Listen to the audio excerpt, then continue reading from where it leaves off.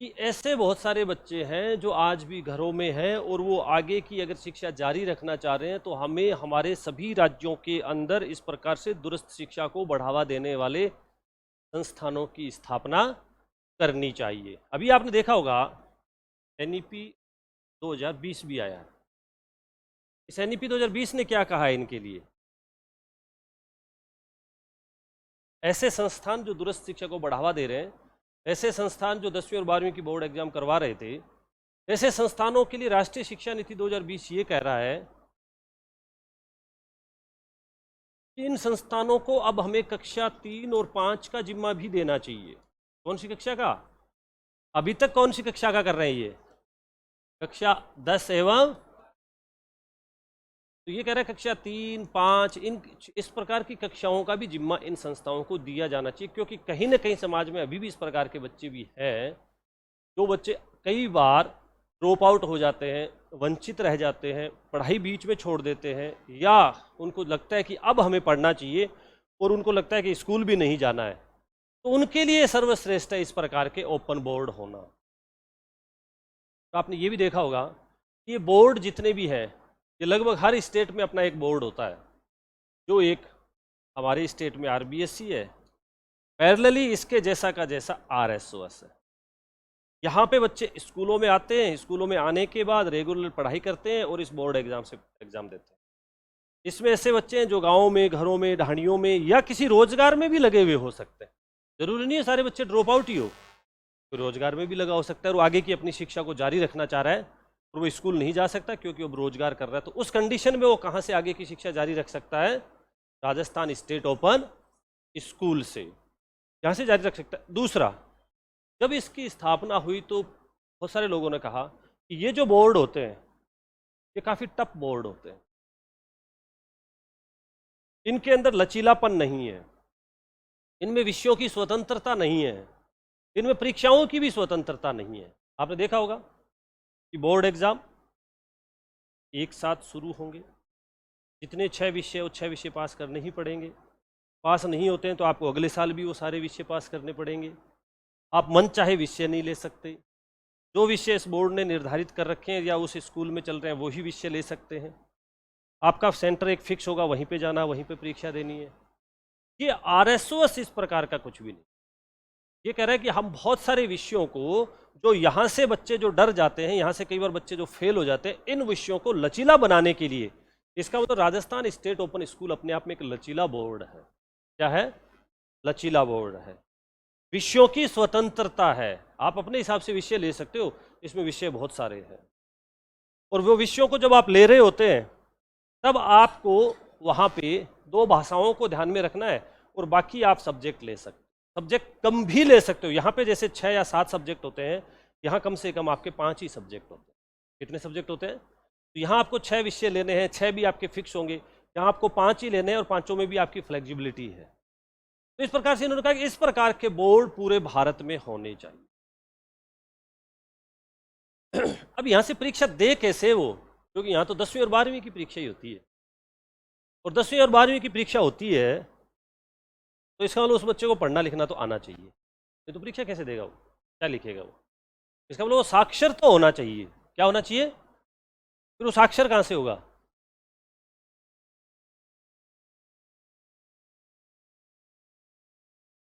कैसे? कहाँ पढ़ रखा होगा? कौन सी क्लास तक? 8वीं तक। एक कंडीशन कि हो सकता है उसने 8वीं तक पास कर रखी, कक्षा 8, कक्षा 9, 9वीं में हो सकता है बहुत सारी जगह यहाँ बच्चे फेल भी होंगे, या हो सकता है बहुत सारे बच्चे 10वीं में फेल होके फिर बाद में इधर आ रहे होंगे। एक कंडीशन कि वो स्कूलों में पहले पढ़े थे, अब वो इधर से पास नहीं हो पाए तो इधर आगे शिफ्ट हो गए। लेकिन कोई ऐसा कहते भी मैं तो गया ही नहीं पहले स्कूल, शपथ पत्र दे दे किस चीज का? प्राथमिक शिक्षा का अनुभव, इसको ज्ञान, वो उसको शपथ पत्र देगा कौन? तहसील वालों को क्या पता इसको आता है कि नहीं आता है? सरपंच तो सभी को बांट देगा गांव में।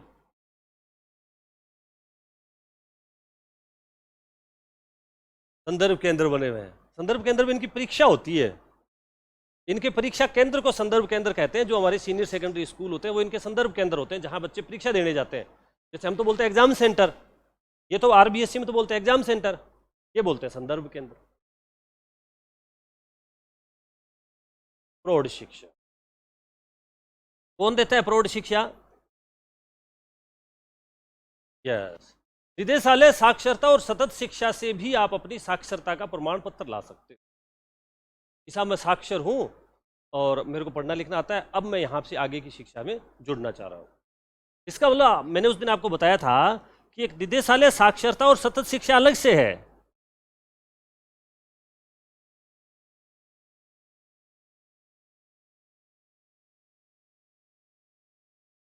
इसका मतलब ये ये साक्षरता का प्रमाण पत्र आपको दे देगा, ठीक है भाई ये बच्चा साक्षर है और ये बच्चे को इसको पढ़ना लिखना आता है, अभी आगामी परीक्षाओं में बैठ सकता है। यहाँ से भी तो कंडीशन ये बन रही थी कि पहले से जो रेगुलर बच्चे स्कूल जा रहे थे वो तो पढ़ ही रहे थे, बस वो रेगुलर हमारी जो पढ़ाई थी उसमें पास नहीं हो रहे थे, इसलिए इधर शिफ्ट हो गए। दूसरा, ऐसा कोई मान लीजिए 40, 45, 50 साल का वो कह दे कि मैं अब पढ़ना चाह रहा हूँ, तो उसको तो स्कूल वाले भी नहीं देंगे। तो स्कूल वाले कैसे देंगे? वो तो नहीं देंगे अब तो अब उसके पास वो कहे कि पहले तो मैं साक्षरता का प्रमाण पत्र लूँ फिर बाद में यहाँ से 10वीं 12वीं करूँ। उस कंडीशन में वो किसके पास जाएगा? निदेशालय साक्षरता एवं सतत शिक्षा। ये साक्षरता वाला इसको साक्षर कर देगा, फिर आगे कॉन्टिन्यूस एजुकेशन से उसको जोड़ देगा यहाँ पे। तो ऐसा हो सकता है कि अगर वो स्व प्रमाण पत्र अपना ले आए या प्रमाण पत्र वहां से ले आता है यहाँ से, तो उसको आगे की शिक्षाओं में यहाँ पे, क्योंकि उसको साक्षर होना बहुत जरूरी है, नहीं तो 10वीं और 12वीं में पास कैसे होगा वो, ये बात है। इसका मतलब यहाँ पे यदि किसी पहले से बोर्ड में किसी में पढ़ रहा है, किसी भी प्रकार की स्कूलिंग में पढ़ रहा है, 9वीं पास का है, 9वीं फेल का है, बोर्ड ले आए या 8वीं का ले आए, और ये नहीं है तो उसको अपना एक प्रमाण पत्र साक्षरता का लेके आने पड़ेगा। और इस प्रकार से ये संस्थाएं हैं निदेशालय साक्षरता और सतत शिक्षा, 15 साल और इससे अधिक आयु के सभी व्यक्तियों, वृद्धों, प्रौढ़ों के लिए काम करती है। ये इसकी साक्षरता का प्रमाण पत्र लेंगे, ये देने के बाद आप शिफ्ट हो सकते हो राजस्थान स्टेट ओपन स्कूल के। यहाँ से आप ये इस प्रकार से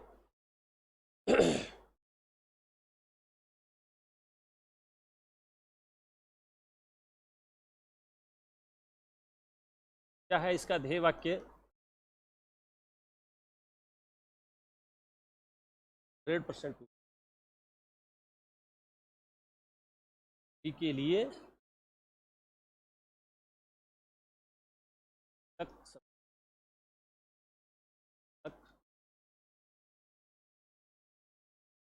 एजुकेशन फॉर ऑल, इसका कुल मिला के सीधा सा ये है कि शिक्षा प्रत्येक वर्ग तक पहुंच। और इसका मतलब क्या हुआ? एजुकेशन फॉर ऑल का मतलब है कि कोई भी एज हो, ये अगर पूछ ले इसमें, किसी भी एज का व्यक्ति हो उसको इस शिक्षा से जोड़ा जा सकता है, और कितना ही दूर बैठा हो, कितना ही दूरस्थ हो, कितना ही गांव ढाणियों में कहीं भी हो, तो भी इसको इससे जोड़ा जा सकता। तो एजुकेशन फॉर ऑल के कंसेप्ट पे ये इस प्रकार से काम करता है कि अगर कहीं पे भी किसी भी प्रकार की शिक्षा से वो वंचित हो रहा है तो फिर बाद में जाके वो आरएसओएस के यहाँ से वो जुड़ सकते। जैसे आरएसओएस का संगठनात्मक स्वरूप,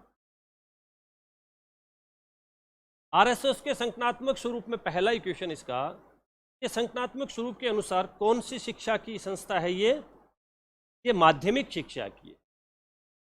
ये थोड़ा सा ध्यान रखना, माध्यमिक शिक्षा के अधीन संचालित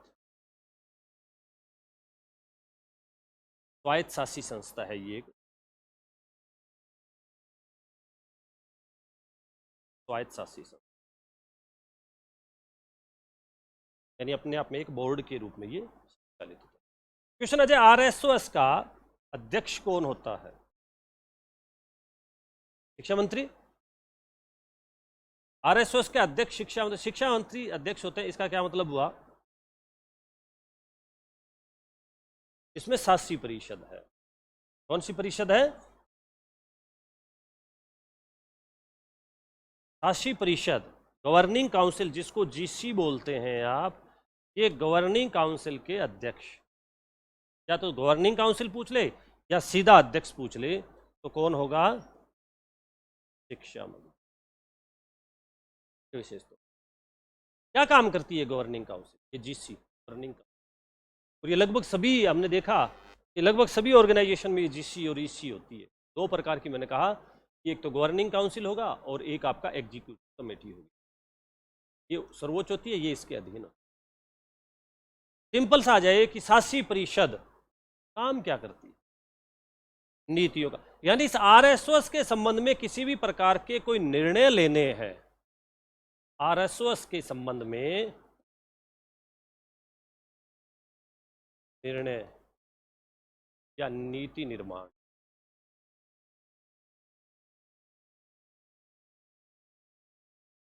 कौन करेगा, गवर्निंग का। इसका मतलब बहुत सारी बार आपने देखा होगा कि अचानक इन संस्थाओं में कुछ परिवर्तन हो जाता है कई बार। जैसे हाल ही में राजस्थान स्टेट ओपन स्कूल ने परिवर्तन किया। क्या परिवर्तन किया है? नहीं, वो तो एनईपी में सुझाव दिया हुआ है। क्या परिवर्तन? अखबारों में खूब आया था। राजस्थान स्टेट ओपन स्कूल ने किया नवाचार, अब शिक्षक कॉपियां चेक करेंगे लैपटॉप के माध्यम। चलो अब जो कॉपियां बच्चों ने जो लिखा होगा, आंसर शीट्स होगी, वो आपको ऐसे चेक करने की जरूरत नहीं, आपको वो स्कैन कॉपी मिलेगी लैपटॉप पे या कंप्यूटर, आरपीएस। अपने आप में एक नवाचार था। तो ये नवाचार या नीति निर्माण या निर्णय ये लिया किसने होगा ऐसा, और जब ये निर्णय ले गया तो इसकी अनुपालना कौन कराएगा? इसका मतलब इस प्रकार के कोई नवाचार है, कोई निर्णय है, कोई आमूलचूल परिवर्तन करना है, कुछ करना है, तो इस प्रकार के निर्णय नीति निर्माण का काम गवर्निंग काउंसिल, जो इसकी सर्वोच्च काउंसिल है, उसके द्वारा किया जाता है। इसने जब निर्णय ले लिया तो निर्णयों के क्रियान्वयन के काम का काम होगा वो इसकी एग्जीक्यूटिव काउंसिल या निष्पादक जो समिति है वो करती है। यहाँ पे ये विशेष तौर से ध्यान रखना, ये इसका पूछा जाता है 100%, कि सीधा पूछ ले आरएसएस का अध्यक्ष या पूछ ले आरएसएस की शासी परिषद का अध्यक्ष। ठीक है, आगे चले।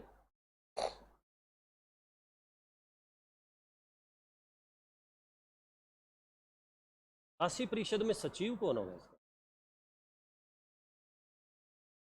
कौन होगा? कौन होगा? हाँ, कौन होगा?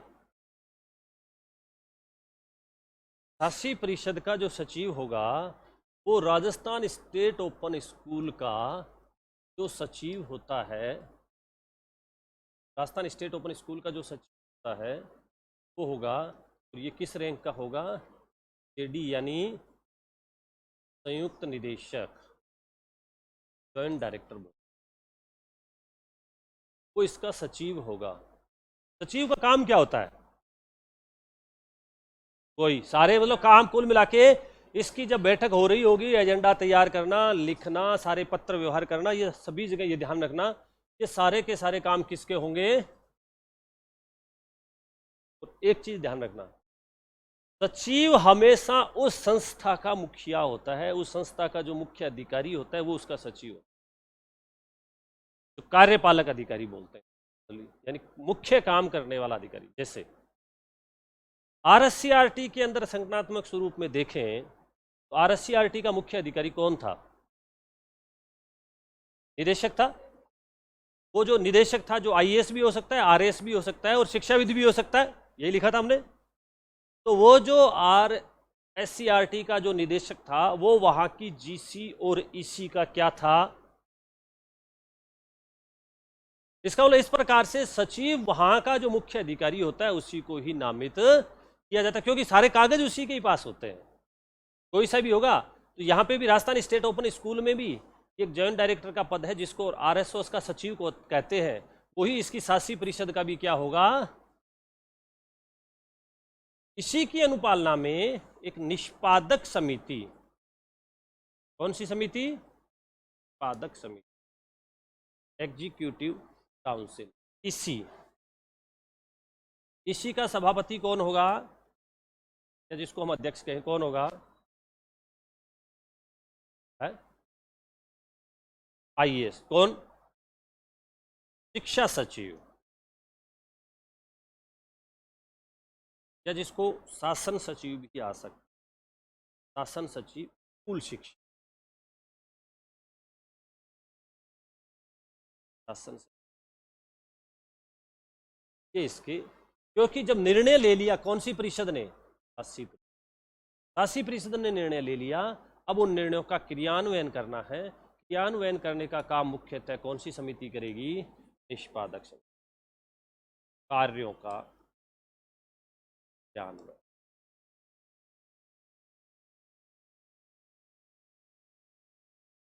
ये इस प्रकार से, और इसी का सचिव, भी तो RSOS के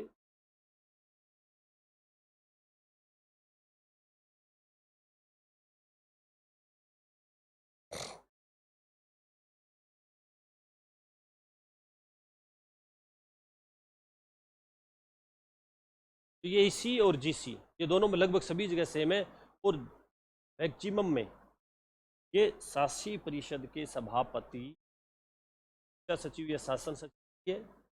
मैक्सिमम में EC के अध्यक्ष कौन है, शिक्षा मंत्री। ये दोनों लाइन याद रखना। ये जितने भी हमारे ऑर्गेनाइजेशन है उनमें सभी में इसी प्रकार से, उनमें सभी में इसी प्रकार से, जितने भी ऑर्गेनाइजेशन है उसमें सभी में, जब हम बार बार लिखते हैं अलग अलग है ये इसी रूप।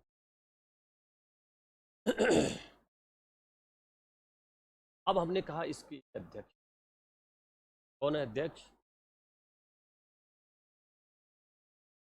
देखा, अध्यक्ष के नीचे निदेशक का डायरेक्टर कौन होगा, IAS या RAS। डायरेक्टर के अधीन कौन होगा, सेक्रेटरी। सेक्रेटरी कौन से, वही जो अभी हमने कहा। सेक्रेटरी किस रैंक के होंगे, जॉइंट डायरेक्टर, संयुक्त निदेशक समकक्ष। जॉइंट डायरेक्टर के अधीन कौन होगा,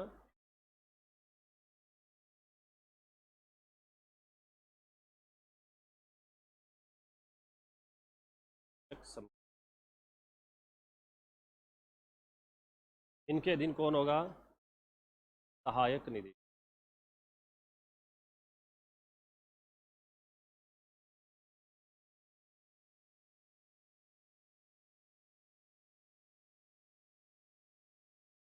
इनके अधीन कौन होगा, शैक्षिक अधिकारी। ये कौन होंगे, आप यहाँ पे भी लग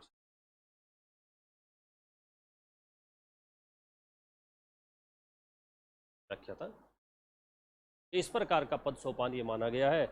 Rajasthan state open school hierarchy है, इस प्रकार से जा सकता है आपसे इस के जा सकता है बैंक के समकक्ष का व्यक्ति। हमने एक जगह पहले भी कहा था कि संयुक्त निदेशक इस संस्था का प्राचार्य होता है। निम्न में से कौन सी संस्था का, ध्यान रखना, IAS। संयुक्त निदेशक निम्न में से किसी एक संस्था का प्राचार्य है। वो संस्था RSCERT, RSC, RBSC और चौथा IASC। तो संयुक्त निदेशक हमने पहले कहा था कि ये प्राचार्य होता है किस संस्था का, IAS। और यहाँ पे संयुक्त निदेशक का पद जो है वो हायरार्की में बीच में आ रहा है। ये IASC जिस प्रकार से प्रिंसिपल होता है उसी प्रकार से RSOS में ये यहाँ का क्या होता है, सचिव या सेक्रेटरी होता है।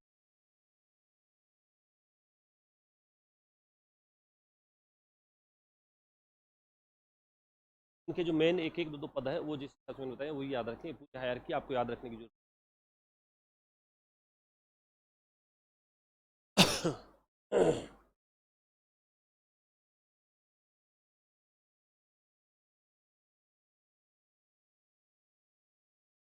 आगे चले।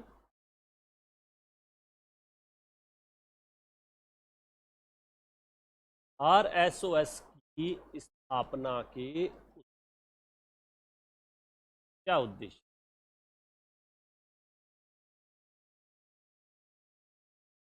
माध्यमिक शिक्षा का 100% ये आपके ऑप्शन में मिल सकता है आपको, 100% माध्यमिक शिक्षा का सार्वभौमिकरण करना।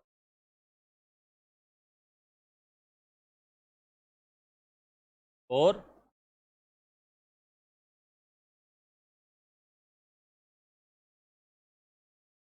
शिक्षा को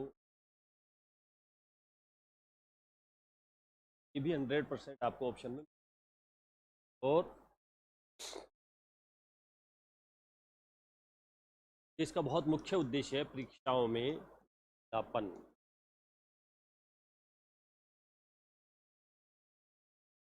और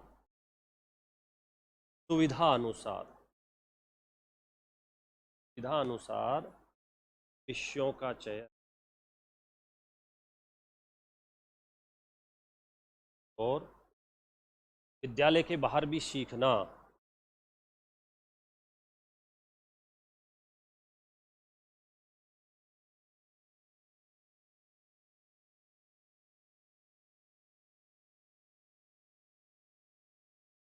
विद्यालयों के बाहर भी सीखने को मान्यता प्रदान करना, उसे बाहर भी सीखा जा सकता है और सभी तक सबकी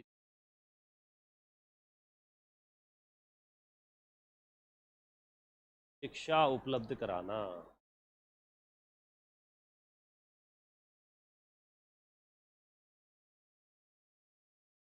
और अनौपचारिक शिक्षा या प्रौढ़ शिक्षा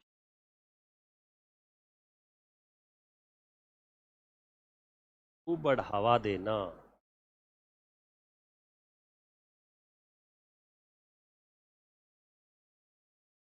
दूरस्थ प्रौढ़ शिक्षा बढ़ावा देना।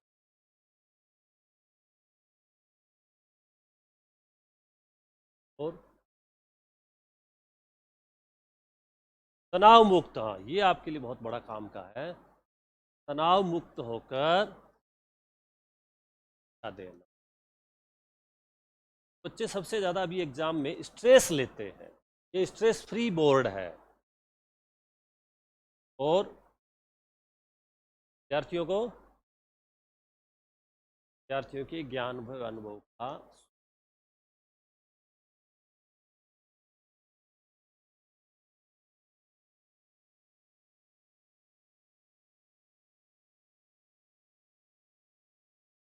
तो ये इसके कुछ जो मुख्य उद्देश्य जो रखे हैं।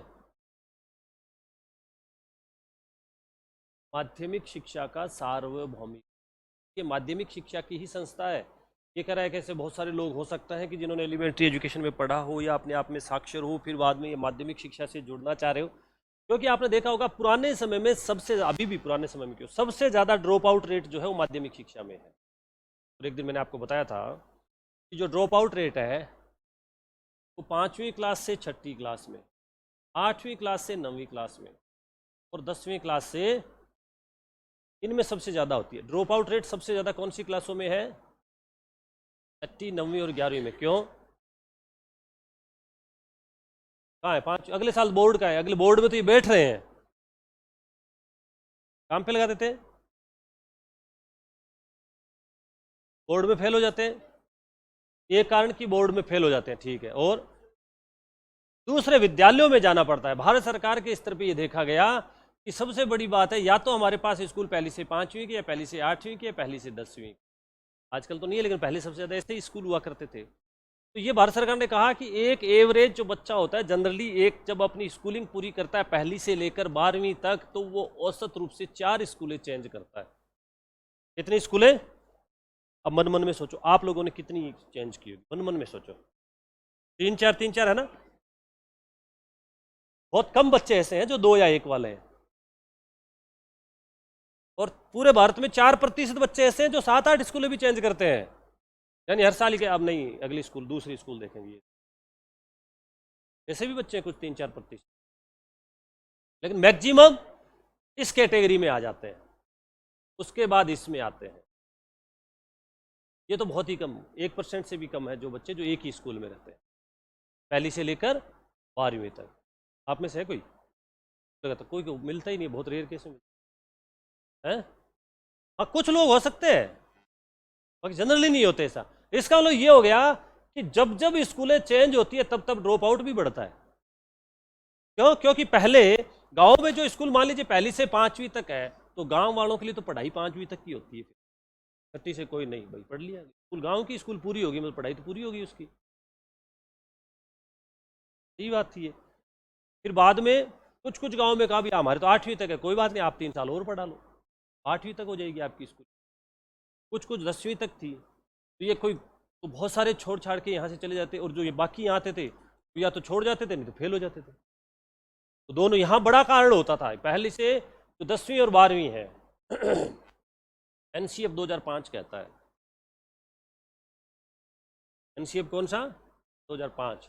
वो कह रहा है कि 10वीं और 12वीं की परीक्षाओं को बहुत ही लचीला बनाने की जरूरत है। बच्चे बहुत टेंशन में आ रहे हैं इन पक्षी। और अभी आपने 3-4 दिन पहले देखा होगा, देखा है साल में 2 बार होगी बोर्ड परीक्षा, कई दिनों से आ रहा है, लगातार आ रही है। और ये बिल्कुल ये एनईपी 2020 में कहा है कि साल में कितनी बार परीक्षा होगी, कौन सी क्लास की? 10वीं 12वीं की। 2 बार क्यों होगी? हमारे से तो 1 बार में भी पार नहीं पड़ रही, 2 बार फेल होना चाहेगा क्या कोई बच्चा? फिर सेमेस्टर सिस्टम, तो सेमेस्टर तो वो अगर फिर क्या, बच्चे के पास 2 ऑप्शन रहेंगे। ज्यादातर हमें भी ये लगता है यार पहले में फेल हो जाएगा तो दूसरे में पास हो जाएगा, एक में पहले प्रैक्टिस कर लेगा, ठीक है, फिर दूसरे में पास हो जाएगा, ठीक है। जैसे सिलेबस आधे वाला मामला नहीं है। सिलेबस आपने अगर पहला ऑप्शन किया तो पहले में पूरा आएगा, आधा क्यों आएगा? फिर तो 2 परीक्षाएं होगी ना, वो तो उसको 2 ऑप्शन मिल रहे हैं साल में कि 2 कौन सी परीक्षा देना चाह रहा है वो। वैसे साल में 2 परीक्षा नहीं कि एक हाफ ईयरली होती है, एक ईयरली होती है, तो पहले से ही चल रहा है। वो कह रहा है कि साल में उसको 2 मौके मिलेंगे 10वीं पास करने के। अभी तो एक ही मौका मिलता है साल के अंत में, अभी जो चल रहा है वो एक अंत मौका है। वो कह रहा है अब आने वाले हो सकता है 26-27 से प्रकार का आ जाएगा बोर्ड में। तो इसका मतलब वहां पे जब वो बोर्ड आएगा तो वो कह रहा है कि किसी भी बच्चे को बोर्ड एग्जाम देने के लिए, बोर्ड कक्षाओं को पास करने के लिए कितने मौके दिए जाने चाहिए? 2 मौके दिए। यहाँ पे एनसीएफ 2005 ने उस समय 2005 में कहा था ये कि बच्चे जो सबसे ज्यादा डरते हैं वो 10वीं 12वीं से। इसलिए 2005 के बाद इसकी स्थापना कब हुई है? 2005 में हुई इसकी भी, एनसीपी 2005 का था। इसने कहा कि अब ऐसी संस्थाओं की स्थापना बहुत ज्यादा जरूरी हो गई है, क्योंकि हमारे गांव में ऐसे धुरंधर मिलते हैं जो 5 बार 10वीं में फेल हो जाते हैं। मिलेंगे, आप पुराने समय पूछ लेना चाहे, 4-4 5-5 बार 10वीं में फेल हो गए, कि अब तो पार नहीं पड़ रही है, वाले भी हमें रख नहीं रहे, तो अब तो छोड़ ही देते हैं, अब क्या करें। तो ऐसे लोग थे पहले गांव में, यानी उनसे 10वीं पास नहीं होती थी, और 10वीं अगर किसी से पास होगी तो फिर आगे की एजुकेशन में वो अटकता नहीं था। बहुत ऐसे मिलेंगे, आप पुराने समय देखिए, ज़्यादातर कहेंगे कि हम 10। इसका मतलब ये हो गया। और 10वीं फेल भी इसलिए क्योंकि उनका फिक्स होता था कि आपको ये गणित और अंग्रेजी तो लेनी ही पड़ेगी, और उसी को हम लेना नहीं चाह रहे थे। वो 10वीं वो यहाँ पे बोर्ड में है, आरबीएसई में तो अगर आपको पास करना है तो लेनी ही पड़ेगी, आप छोड़ नहीं सकते, और वो हमारे से पास नहीं होती। तो इसलिए उन्होंने कहा कि अब लचीले बोर्ड की स्थापना करो जिसमें बच्चे इस प्रकार से ये जो परीक्षाओं से डरते हैं और ये जो ड्रॉप आउट हो रही है 10वीं के बाद 11वीं में, जो जिनसे बहुत ऐसा माना गया उस समय तो लगभग 50% से भी कम बच्चे उस एजुकेशन में जाते थे जो माध्यमिक शिक्षा 10वीं से 11वीं में होती थी, 11वीं से 12वीं में होती थी। इसका मतलब एक तरफ हम सर्व शिक्षा अभियान, राष्ट्रीय माध्यमिक शिक्षा अभियान की बात करते, दूसरी तरफ माध्यमिक शिक्षा में जो वास्तव में क्लास में बैठने वाले बच्चे तो 50% तो गायब हो जाते थे शिक्षाओं से, परीक्षाओं के डर से, इन विषयों से और कठोर होने से। दूसरा एनसीएफ 2005 ने यह भी कहा था इसको गणित को थोड़ा आसान बनाओ, ये बहुत ज़्यादा टफ है, और गणित को एक सामान्य गणित भी बनाओ और एक हायर गणित बना दो। आप हायर में शायद आजकल आता भी है 2 प्रकार की गणित। तीसरा इन्होंने कहा कि परीक्षा का सेंटर वही स्कूल बनाओ जिस स्कूल में बच्चा पढ़ाओ, नहीं टीप सके, कॉन्फिडेंस आ सके कि मेरा स्कूल है, यहां पे ठीक है। क्यों? क्योंकि पहले गांव में जब 2005 के आसपास जब कोई 10वीं 12वीं करता था तो सेंटर के लिए मुख्यालय पे जाना पड़ता था आपको, ब्लॉक मुख्यालय के। तो यदि आपका स्कूल अगर 30, 35, 40 किलोमीटर दूर है और एक ही बस आ रही है, एक ही बस जा रही है, तो भी आपको सेंटर तो वहीं जाना पड़ेगा। इसलिए उन्होंने कहा कि भी सेंटर भी बच्चों के घर के नज़दीक, सेंटर भी बच्चों की इच्छा के अनुसार। एनसीएफ 2005 ने इन दूरस्थ शिक्षा को बढ़ावा देने के लिए बहुत अच्छे सुझाव दिए थे। उसके आधार पे ही है इस प्रकार से ये माध्यमिक शिक्षा का सार्वभौमिकरण करना, शिक्षा को सर्वसुलभ बनाना, सहज बनाना, प्रत्येक बच्चे तक पहुंचाना, प्रत्येक प्रौढ़ तक पहुंचाना, ये लचीलापन लाना। क्योंकि बहुत ज़्यादा परीक्षाएं जो होती थी, वो एनसीएफ 2005 कह रहा है कि परीक्षाओं के डर से बच्चे 10वीं और 12वीं में फेल हो जाते थे, या कई बार सेंटर बहुत ज़्यादा दूर होने से भी कुछ बच्चे पे एग्जाम देने ही नहीं जाते थे। कहाँ रहेंगे, कैसे रहेंगे, किस प्रकार से जाएंगे, तो ये सारी चीज़ें थी। सुविधानुसार विषयों का कोई चयन नहीं था, एनसीएफ 2005 ने कहा। सुविधानुसार बच्चे को ये पता है कि मैं इस सब्जेक्ट में जब फेल ही हो जाऊंगा, मैं पास होऊंगा ही नहीं, तो आप उसको बार बार वो सब्जेक्ट दे ही क्यों रहे हो? आप उसको ऐसा सब्जेक्ट दो ना जिसमें वो थोड़ा इजी हो जाए, कॉन्फिडेंस उसको मिल जाए और वो पास हो जाए। तो सुविधानुसार विषयों का चयन उसके लिए बहुत ज़्यादा इंपॉर्टेंट बात। आपने देखा होगा राजस्थान स्टेट ओपन स्कूल के अंदर बहुत सारे बच्चे गणित, अंग्रेजी और विज्ञान को चूज ही नहीं करते, दूसरे और बहुत सारे सब्जेक्ट है उनको ले रहे हैं। तीसरे एक विद्यालयों के बाहर भी सीखने को, यानी बच्चे विद्यालयों के बाहर भी सीख सकते हैं, ये आपको ऑप्शन में मिल सकता है। जरूरी नहीं है कि बच्चे स्कूलों में होंगे तो ही सीखेंगे, स्कूलों के बाहर भी सीखने को मान्यता, औपचारिक मान्यता इन्होंने प्रदान की है। सभी तक सबके लिए शिक्षा उपलब्ध कराना, ये इसका आदर्श वाक्य भी था, ये इसका उद्देश्य। अनौपचारिक शिक्षा को बढ़ावा देना, दूरस्थ शिक्षा प्रकार से प्रौढ़ शिक्षा की एज ज़्यादा हो गई, या हम ये कहें अधिक आयु के व्यक्तियों को, अधिक आयु के व्यक्तियों को शिक्षा से जोड़ना, तो शिक्षा से, ये भी इसका एक उद्देश्य था। तो आपने देखा होगा पंचायती राज ने बीच में कहा था कि अब हमारे यहाँ पे अगर चुनाव लड़ना है तो 10वीं 12वीं पास करनी पड़ेगी, तो लोगों ने यहाँ एनरोलमेंट बहुत ज़्यादा बड़ी संख्या में करवाया था। अगर ऐसी संस्था नहीं होती तो वो लोग स्कूल थोड़ी जाते, तो नहीं जा पाते, तो फिर वो कहाँ पढ़ाई करते 10वीं 12वीं। तो इस प्रकार से तनाव मुक्त होकर परीक्षा देना, ये बहुत इंपॉर्टेंट इसका उद्देश्य था। तनाव मुक्त होकर परीक्षा देने का मतलब ये था कि एक तो साल में 2 बार परीक्षा देना, अपनी इच्छा अनुसार अपने जिस सेंटर पे आप फॉर्म भरना चाह रहे हो, जिस सेंटर पे आप बैठना चाह रहे हो, वहां उस सेंटर पे आप परीक्षा दे लो, जिस विषय की परीक्षा आप देना चाह रहे हो उसकी दे लो। और मान लीजिए आपको शाम को लगे कि यार नहीं, तैयारी नहीं है मेरी, तो मत दो, आप अगली बार दे लेना। तो ये इतना अगर हो तो कितना बताओ, कोई तनाव ही नहीं हो। तो इसलिए इस प्रकार से इसकी स्थापना की गई, और विद्यार्थियों के ज्ञान और अनुभव को, जो विद्यार्थियों को व्यवहारिक ज्ञान और अनुभव है उसको सुदृढ़ करना, उसको शिक्षा में काम में लेना भी इसका उद्देश्य था। और बहुत सारे अधिक आयु के व्यक्ति जो अब आगे की शिक्षा से जुड़ना चाह रहे थे, उनको भी इस प्रकार से शिक्षा से जोड़ना इसका एक।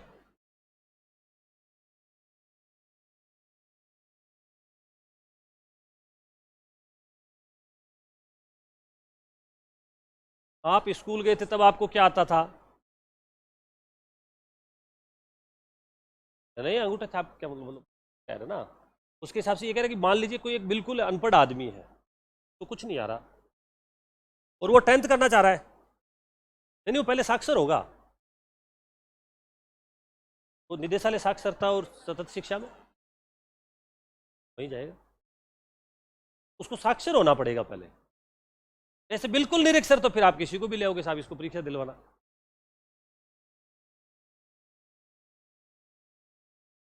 तो फिर साक्षर कैसे हुआ वो?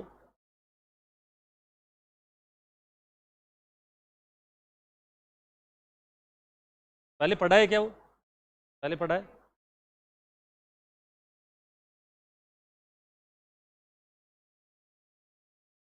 सुनो ना, तो ये तो ठीक बात है ना, ये तो कह रहे हैं कि वो स्कूल में तो पढ़ाई है, तो स्कूल वाला लिख कर दे देगा हमारे यहाँ पढ़ा है। जैसे प्राइवेट स्कूल थी,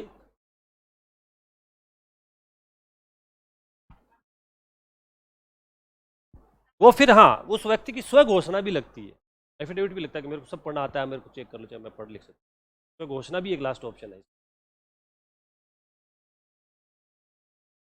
वो नहीं, वो तो फिर फॉर्म तो यहीं भर सकते हैं ना, तो स्व घोषणा से चल जाएगा। ऐसे तो बहुत कम लोग आते हैं जो ये कहते हैं कि मैं स्व घोषणा, जनरली वो स्कूल से ले आते हैं पुराना कोई मार्कशीट, 5वीं की मार्कशीट, 7वीं की मार्कशीट, कोई ना कोई मार्कशीट उनकी मिल ही जाती है। पर इतना सब कुछ ही नहीं होता, तो लास्ट में एक स्व घोषणा है कि साहब मैं तो पढ़ना लिखना मेरे को सब आता है। जैसे आज बहुत सारे लोगों को कंप्यूटर की डिग्री नहीं है, लेकिन कंप्यूटर बहुत सारे लोगों को आता है, वो वाली कंडीशन होगी कि उनके पास डिग्रियां नहीं है, कुछ भी नहीं है, जैसे पढ़ना लिखना तो पूरा आता है। जैसे गाँव में बहुत सारे ऐसे लोग हैं जो अखबार पूरा पढ़ते हैं, वो कभी स्कूल नहीं गए और अखबार को पूरा पढ़ते हैं वो लोग, है गाँव में बहुत सारे ऐसे लोग हैं। इसका मतलब अगर वो इनसे जुड़ना चाहे तो इस प्रकार से उनको स्व घोषणा देनी पड़ती है कि साहब मैं पढ़ना लिखना मेरे को आता है, आप चेक करिए।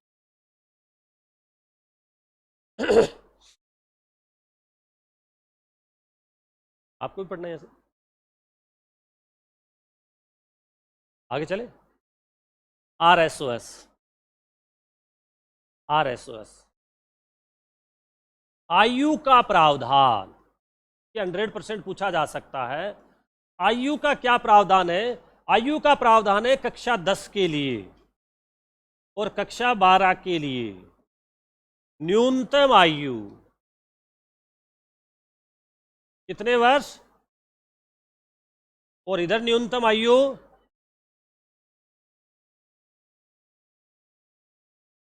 तो अब आप ये बताइए कि ये तो 14-15 वर्ष, ये तो हम कह रहे हैं कि 8वीं पास वाले की होती है, 6 से 14 वर्ष, पहली से 8वीं, ऐसे ही तो लिखते हैं अपन कि RT लागू होता है 6 से 14 वर्ष पे, कक्षा 1 से 8 पे और प्रारंभिक शिक्षा। इसका मतलब तो ये कमजोर का क्यों है? ये तो होशियार बच्चों का भी तो बोर्ड हो सकता है। बहुत होशियार, वो कहते साहब मैं तो पढ़ के आ गया था 10वीं 8वीं तक तो पढ़ के पास वो आ गया, 14 साल का ही आ गया। 14 साल को वैसे कौन सी क्लास पास करेगा वो? यहाँ आप कौन सी क्लास में एडमिशन दे रहे हो? 10वीं में पढ़ पास करवा रहे हो ना उसको, न्यूनतम है ना। होशियार विद्यार्थी भी तो आ सकते हैं, मैं ये मेरा है कहना मतलब, आ सकते हैं। बहुत सारे बच्चे ऐसे हैं, आते भी हैं, और बहुत सारे बच्चे ऐसे जैसे कोई ये जो आजकल जो ये चला हुआ फाउंडेशन वाला रही है ऐसे वाला, इसमें भी हाँ बहुत सारे बच्चे तैयारी वाले, और बहुत सारे बच्चे जो 10वीं पास करके जैसे कई बार नौकरी लग जाए कोई, तो उसके बाद भी यहाँ से आप अपनी एजुकेशन को जारी रख सकते हैं। अब आपने यहाँ पे कहा है न्यूनतम आयु 14 वर्ष और 15 वर्ष, अधिकतम आयु का प्रावधान।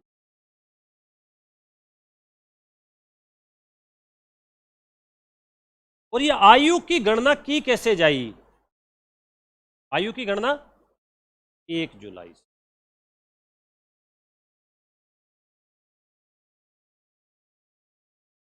अगर नहीं लिखा है तो ये लिख लेना। आयु की गणना किस तारीख से की जाएगी? 1 जुलाई से की जाएगी। ये 100% हो सकता है। RSOS के संबंध में, आयु के प्रावधान के संबंध में निम्न में से क्या असंगत है? 10वीं के लिए न्यूनतम 14 वर्ष, 12वीं के लिए न्यूनतम 15 वर्ष, अधिकतम आयु का प्रावधान नहीं, और आयु की गणना 1 अप्रैल से की जाएगी, नहीं 1 जुलाई से की जाएगी। अच्छा क्वेश्चन ये बन सकता है। आयु वाला ये 100% आपके आ सकता है। क्रमशः बताइए कक्षा 10 और कक्षा 12 के लिए न्यूनतम आयु का प्रावधान क्या है? 14 वर्ष और 15 वर्ष का प्रावधान।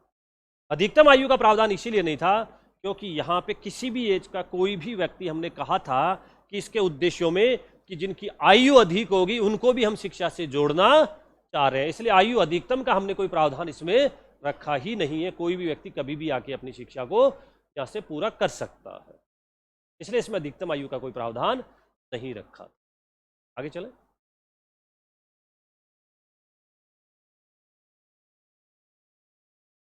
विषयों का चयन, ये कह रहे हैं कक्षा 10 में और कक्षा 12 में, यहाँ पे 17 विषय, यहाँ पे इन जो 17 और 21 विषय हैं इसमें से न्यूनतम कितने विषय लेने हैं? 5 विषय। आपको एक बार पूछ भी लिया, दोबारा भी पूछ सकते। राजस्थान स्टेट ओपन स्कूल से पास होने के लिए, उत्तीर्ण होने के लिए न्यूनतम कितने विषयों में उत्तीर्ण होना पड़ेगा? 5 विषय में। और अधिकतम, मान लीजिए कोई आपकी तरह होशियार आके कह दे मैं तो सारे ही विषय पास कर लूंगा, तो स्टेट ओपन कहेगा नहीं भाई, सारे तो एक साथ पास नहीं कर सकता।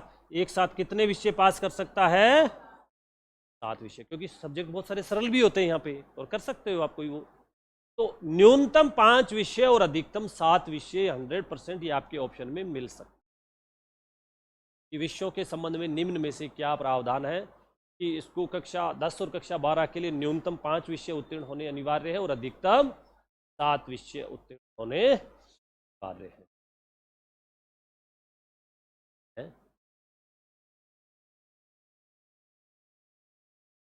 हाँ रुको भाई, तो सुनो। हाँ ये तो दूसरे सेशन में आपने कहा एक साथ अधिकतम जो है एक साथ, उसके बाद 4 विषयों में और भी ले सकते हो आप, अपनी अगर योग्यता बढ़ाना चाह रहे हो तो 4 विषय और ले सकते हो। एक की मार्कशीट है, हाँ जहां जो काम आए उसको लगा दो आपको। मान लीजिए आपने 7 विषय पास किए 2025 में, फिर आपने 10 साल बाद कहा कि 2035 में अब मैं कुछ विषय और पास कर लेता हूं, पास कर लो। के बाद भी आप विषय पास करना चाह रहे हो तो यहां तो बाध्यता तो है ही नहीं ना अधिकतम आयु, जब आपको लगे कि अब मैं मेरे विषयों में बढ़ाना चाह रहा हूं।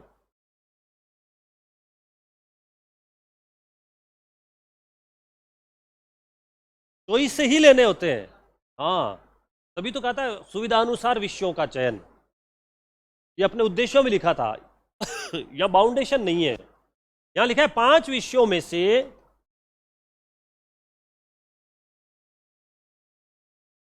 न्यूनतम 2 भाषा होनी। हिंदी और संस्कृत ले लो, हिंदी और सिंधी ले लो, हिंदी और अंग्रेजी ले लो, अंग्रेजी नहीं लेनी तो कोई और दूसरी ले लो, राजस्थानी ले लो, या अगर कोई भाषा है तो वो भाषा आप यहां से ले सकते हो। एक बात। दूसरा आपने कहा गणित और ये इस प्रकार से विज्ञान और ये इनको छोड़ सकते हो आप। तो कॉम्बिनेशन में जो 17 विषय है, इन विषयों में से आपको जो इजी लगता है, बहुत इजी सब्जेक्ट भी है यहाँ पे, इन विषयों में से किसी भी विषयों का आप चयन कर सकते। ये कहता ही नहीं है कि आपको ये विषय लेना ही पड़ेगा, ये टोटली बच्चे पे होता है कि बच्चा कौन से सब्जेक्ट में किस प्रकार से परीक्षा देना चाह रहा है, वो खुद भर दे, उसी विषय की उसकी परीक्षा दिलवाई। वोकेशनल एजुकेशन, वोकेशनल एजुकेशन इसमें मान्यता, हाँ एक आरबीएससी की मार्कशीट है और एक आरएसओएस की मार्कशीट है, तो बराबर ही दोनों एक मार्कशीट। तो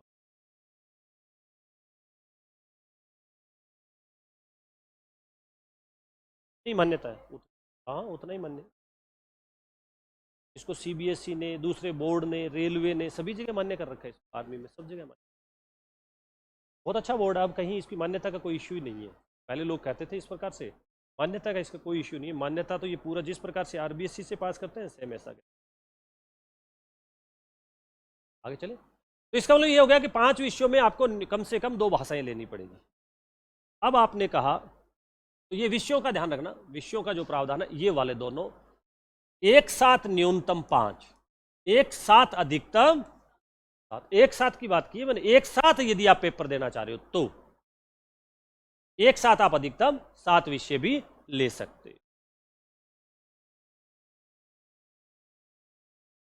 नेक्स्ट है प्रवेश की वैधता। प्रवेश की वैधता मतलब हो गया कि आपने रजिस्ट्रेशन करवा लिया, तो रजिस्ट्रेशन करवा लिया तो एक बार यदि आप रजिस्ट्रेशन करवाते हो, पंजीकरण करवाते हो, तो कितने वर्ष के लिए वैध होगा? 5 वर्ष के लिए। ये क्वेश्चन आपसे पूछा है, 5 वर्ष के लिए। यानी रजिस्ट्रेशन करवाने के बाद यदि उस बच्चे का प्रवेश कितने साल के लिए वैध रहेगा? 5 साल। आपने एक बार अपना रजिस्ट्रेशन यहां से करवाया है, अब आप 5 साल तक यहां से परीक्षाएं दे सकते हो। और 5 वर्ष में आपको कितने मौके मिलेंगे? 9 अवसर, ये भी पूछा है उसने। 5 साल तक आपका प्रवेश वैध रहेगा और 5 साल में आप कितनी बार परीक्षाएं?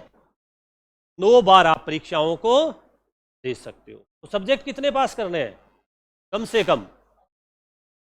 क्वेश्चन आ जाए, आरएसओएस से उत्तीर्ण होने के लिए, आरएसओएस से उत्तीर्ण होने के लिए न्यूनतम कितने विषय अनिवार्य है? कितने विषय अनिवार्य है? 5 विषय अनिवार्य है। 5 विषयों के लिए 5 साल में कितने मौके मिल रहे हैं? इसका मतलब 5 विषयों में 5 साल के लिए 9 अवसर आपको मिल रहे हैं। इन 9 अवसरों में आपको पास करना है। तो 9 अवसरों में मतलब ये 9 अवसर हर 6 महीने के बाद आते हैं, क्योंकि वर्ष में परीक्षाएं आरएसओएस की कितनी बार होती है? आरएसओएस की परीक्षा वर्ष में 2 बार होती है। जब यहां पे ऑलरेडी पहले से 2 बार 10वीं और 12वीं की परीक्षा हो रही है, तो हमारे स्कूलों में क्यों नहीं हो सकती? यही तो कह रहा है एनईपी 2020 कि 10वीं और 12वीं की परीक्षा 2 बार होनी चाहिए। तो यहां से भी तो आप 2 बार ऑलरेडी हो रही है इनसे, स्टेट ओपन स्कूल से।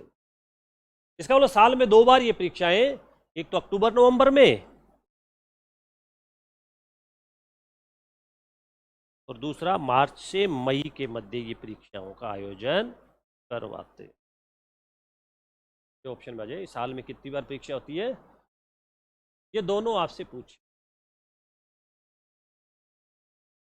इस बार आ सकता है आरएसओ से उत्तीर्ण होने के लिए न्यूनतम कितने विषय उत्तीर्ण करने अनिवार्य है? 5 विषयों में उत्तीर्ण होना उसको अनिवार्य है। और मान लीजिए रजिस्ट्रेशन करवाने के बाद 5 साल में 9 वर्ष में वो उत्तीर्ण नहीं हुआ, तो पुनः रजिस्ट्रेशन करवा सकते। इसीलिए तो ये फ्लेक्सिबल है। पुनः रजिस्ट्रेशन करवा लें तो वापस वही 5 वर्ष और 9 अवसर। फिर फेल हो जाए तो फिर करवा लें 5 वर्ष 9 अवसर।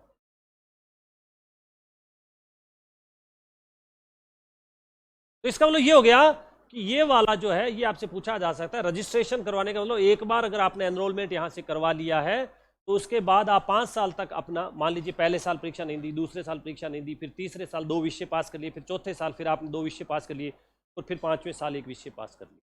ऐसे आप अपनी सुविधा अनुसार विषयों का चयन कर सकते हो और अपनी सुविधा अनुसार परीक्षा दे सकते हो। जरूरी नहीं है कि अगला मौका ही देना है आपको। 5 साल में 9 अवसर में जितने अवसर जो आपको देने हैं उतने अवसर के हिसाब से आप पास कर सकते हो। मान लीजिए रजिस्ट्रेशन करवा लिया और आपने कह दिया नहीं अभी नहीं दूंगा, थोड़े दिन रुकता हूँ, फिर अभी नहीं दूंगा। आपने लास्ट 9वें अवसर में एक साथ सारे विषय पास कर लिए, कर लो, कौन मना कर रहा है? इसने तो जो फ्लेक्सिबिलिटी दी है उसके हिसाब से आप अपने विषयों को पास कर सकते हो। ये ध्यान रखें। यहां से ये क्वेश्चन आपका,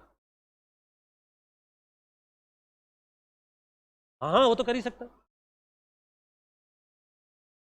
फिर बाकी वाला देगा 5 साल में, इसीलिए तो 9 अवसर उसको। एक साथ पास नहीं करने उसको, एक साथ पास कर ले चाहे, मना ही नहीं है, बहुत सारे बच्चे एक साथ ही पास करते हैं, लेकिन बाध्यता नहीं है कि एक साथ। इसीलिए इसको कहा गया लचीला। मान लीजिए आपने 5 विषयों की परीक्षा दी, कितने विषयों की? और 5 विषयों की परीक्षा देने के बाद आपको लगा यार मैं तो पास ही 2 में हुआ हूं, ठीक है, अगली बार फिर 6 महीने में एग्जाम होगा, 2 को छोड़ दीजिए, अब कितने में देना है? फिर 3 में आप कहोगे मेरे तो तैयारी एक सब्जेक्ट की, आप 1 की दो ना, वो पास हो जाएगा। फिर कितने बच जाएंगे? तो फिर आपको लगेगा नहीं अभी तो सर्दियां हैं, अगली बार गर्मी वालों में दूंगा, तो आप वहां एक बार पास कर लीजिए, फिर एक बार और आगे पास कर लीजिए।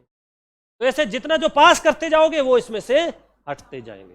दूसरा, मान लीजिए आप किसी दूसरे बोर्ड से, जैसे आरबीएससी से, आरबीएससी से फेल होके आए हो किसी भी बोर्ड से, वहां कुछ विषय आपने पास किए हैं, कुछ विषय 1-2 विषय आपने पास कर लिए, तो वो विषय भी यहां पे पास करने जरूरी नहीं है। मान लीजिए आप कहीं से भी आपने पहले एग्जाम दिया किसी बोर्ड में, और बोर्ड में पास, वहां पे आपने 6 विषयों का एग्जाम दिया, जिनमें से 1, 2, 3, 4 जितने विषय आपके पास हो गए, वो अगर पास हो गए तो उसके हिसाब से यहां पे उन विषयों को एग्जाम देना। क्यों आया? तो वहां एक सप्लीमेंट्री के लिए आया, यहाँ पे ले, यहाँ पे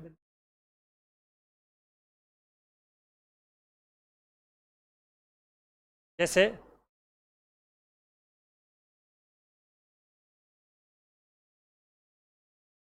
अच्छा यहां से सर्टिफिकेट यहां से ले ले, पेपर वहां दे आए, ऐसा नहीं है।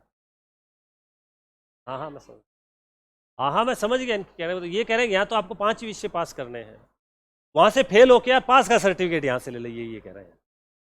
आप यही तो कहना चाह रहे हो? हाँ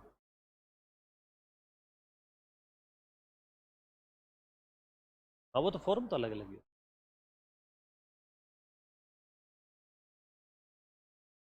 नहीं नहीं, वो रजिस्ट्रेशन तो, ये तो एक क्लास का रजिस्ट्रेशन है। बोलो 10वीं का रजिस्ट्रेशन लिया तो आपको 5। अच्छा, आप लोग ये कह रहे हो साहब रजिस्ट्रेशन तो 10वीं में करवाए, पास 10वीं 12वीं दोनों कर ले, ऐसे नहीं होता। तो आप रजिस्ट्रेशन आपने जिस क्लास के लिए करवाया, आपका एग्जाम उसी क्लास का होगा।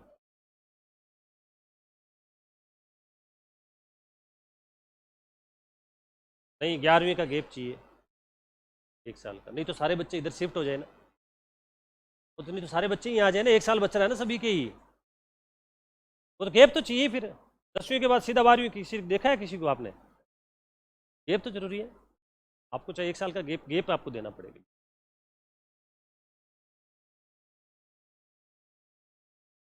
आगे चले।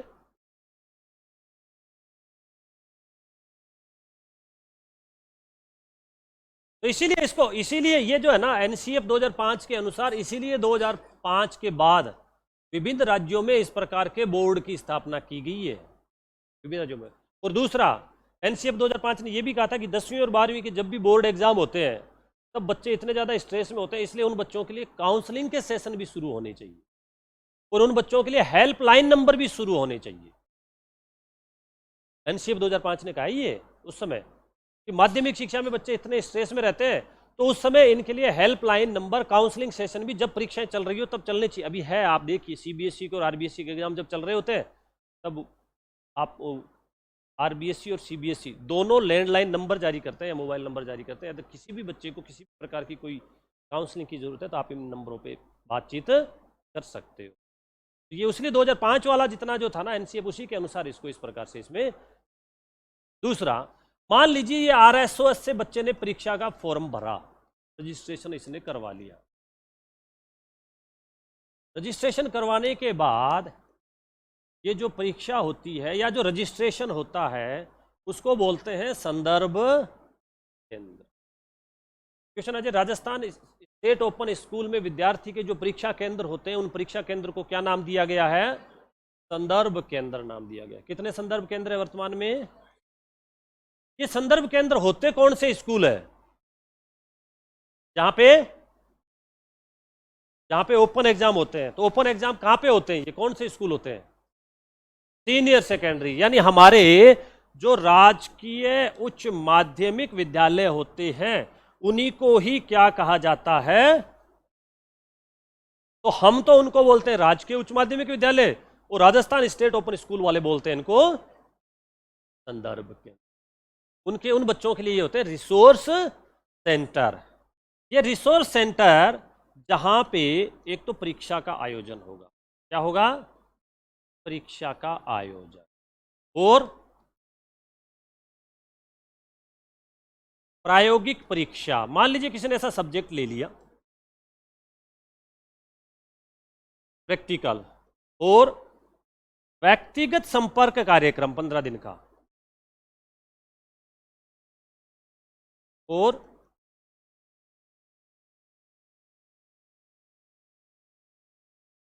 अंक तालिका भी बच्चे को यहीं से मिली।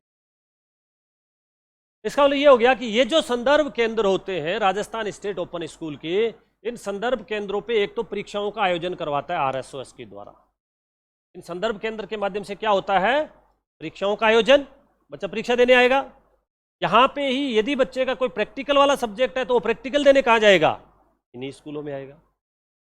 नंबर 3, बच्चे को यदि परीक्षा से पहले किसी भी प्रकार की कोई दिक्कत आ रही है तो राजस्थान स्टेट ओपन स्कूल कहता है कि बच्चा 15 दिन के लिए व्यक्तिगत संपर्क कार्यक्रम में इन दिसंबर और जनवरी में यहां पे बच्चा आके, और उसको लगता है तो वो इस प्रकार से काउंसलिंग ले सकता है। उसको कोई सब्जेक्ट टफ लग रहा है, उसको कोई टॉपिक पूछना है, तो ये व्यक्तिगत संपर्क कार्यक्रम भी किसके माध्यम से संचालित होते हैं? और बच्चा जब परीक्षा का आयोजन होने के बाद जब बच्चा कक्षाएं पास कर लेता है तो उस बच्चे को अपनी अंक तालिका भी कहां मिलेगी? इन संदर्भ केंद्रों के माध्यम। इसलिए उनको कहा गया है संदर्भ केंद्र, रिसोर्स सेंटर इनको कहा गया।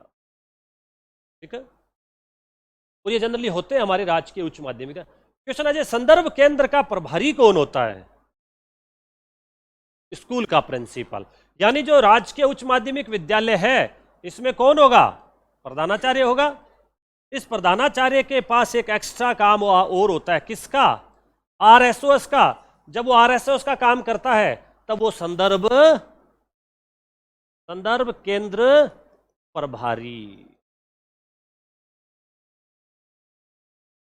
तो इसका मतलब ये संदर्भ केंद्र पे जहां पे परीक्षा होती है वहां पे यदि आरएसओएस का सेंटर है तो उसकी परीक्षा का आयोजन करवाना भी इसी प्रधानाचार्य का ही काम होगा। ब्लॉक लेवल वाली स्कूल,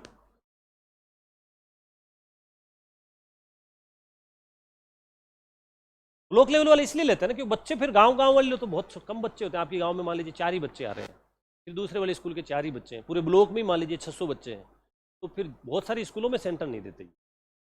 ये जो तहसील मुख्यालय की जो सबसे बड़ा स्कूल होता है उसी के पास ये सारा चार्ज रहता है। फिर दूसरा, हर गांव की स्कूल में बच्चा कह दे मैं तो केमिस्ट्री लूँगा, तो आपके तो वहाँ आर्ट्स ही था, केमिस्ट्री व्यवस्था कैसे होगी, कौन पढ़ाने जाएगा, प्रैक्टिकल कौन लेगा, उनका व्यक्तिगत संपर्क। इसलिए ब्लॉक मुख्यालय की स्कूल लेते हैं ताकि उसमें क्या तीनों स्ट्रीम होती है, साइंस, आर्ट्स, कॉमर्स, एग्रीकल्चर, ये सारी मिल जाती है।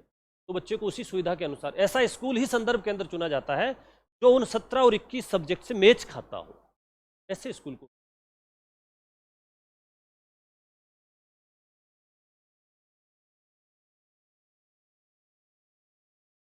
आगे चले, ठीक है। अब दूसरी बात, मान लीजिए यहां से बच्चे पास हो जाते हैं और वो बच्चे बहुत अच्छे अंकों से पास होते हैं तो उनको पुरस्कार भी दिया जाता है। कौन सा? एकलव्य एवं मीरा पुरस्कार। क्वेश्चन अजय, एकलव्य एवं मीरा पुरस्कार निम्न में से किस संस्था के पुरस्कार है? एकलव्य और मीरा पुरस्कार राजस्थान स्टेट ओपन स्कूल के पुरस्कार है। एकलव्य पुरस्कार किसको दिया जाता है? लड़कों को। एकलव्य पुरस्कार लड़कों को कौन सी कक्षा के लिए? कक्षा 10 व 12 के लिए। कक्षा 10 व 12 के लिए जब यह पुरस्कार दिया जाता है तो कितने स्थान के लिए दिया जाता है? ये 3 किसने बोला है? 3 स्तर है, स्थान पूछा था मैंने तो। प्रथम व द्वितीय स्थान जिनको आता है उनको ये दिया जाता है। ऐसे ये मीरा पुरस्कार है।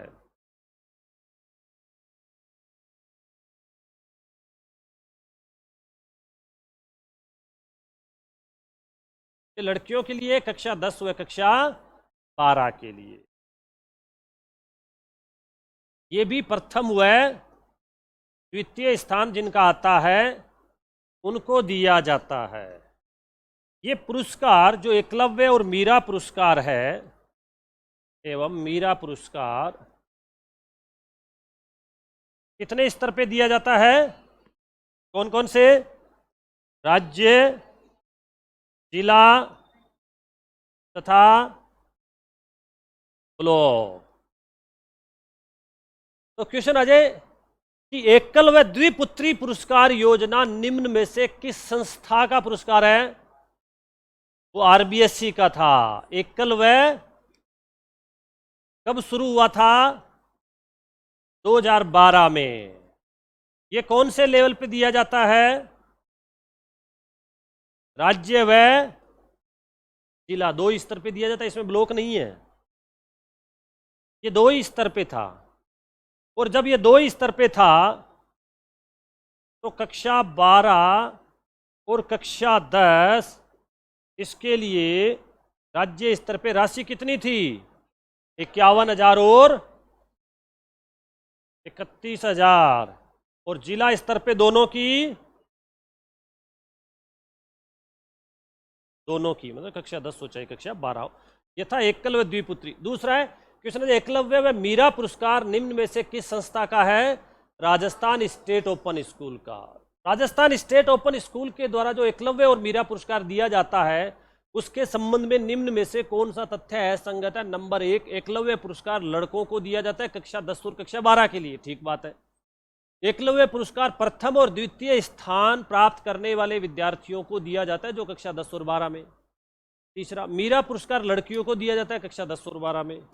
चौथा, मीरा पुरस्कार प्रथम और द्वितीय स्थान प्राप्त करने वाली लड़कियों को दिया जाता है। पांचवी बात, एकलव्य व मीरा पुरस्कार 3 स्तरों पे दिया जाता है, राज्य स्तर, जिला स्तर और ब्लॉक स्तर।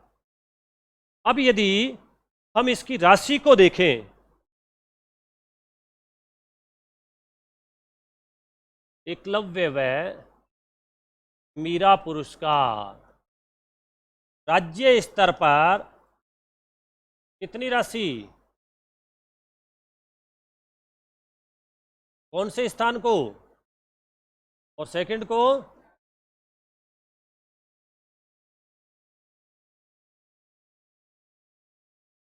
अब ये पुरस्कार चाहे एकलव्य हो चाहे मीरा हो। दूसरा जिला स्तर पे 11,5100, प्रथम स्थान, द्वितीय स्थान।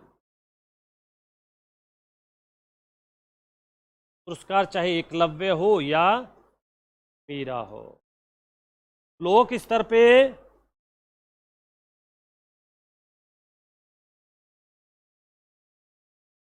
प्रथम स्थान व द्वितीय स्थान। ये कह रहा है कि इस प्रकार से राज्य स्तर पे दिया जाएगा, जिला स्तर पे दिया जाएगा और ब्लॉक स्तर पे दिया जाएगा। Question Ajay, Rajasthan state open school के द्वारा जो एकलव्य और मीरा पुरस्कार दिया जाता है, इसमें से राज्य स्तर पे कितने विद्यार्थियों को पुरस्कार दिया जाएगा? 4 विद्यार्थियों को, क्योंकि 2 ही तो एकलव्य के होंगे और 2 ही ऐसे जिला स्तर पे, ऐसी ब्लॉक स्तर पे 4 को, क्योंकि 2 एकलव्य के, पहला दूसरा, और मीरा का भी पहला दूसरा। इसके लिए कंडीशन है, 2 कंडीशन है। क्या कंडीशन है? न्यूनतम 7% अंकों से न्यूनतम 60% अंकों के साथ कक्षा 10 व कक्षा 12 उत्तीर्ण होना अनिवार्य है।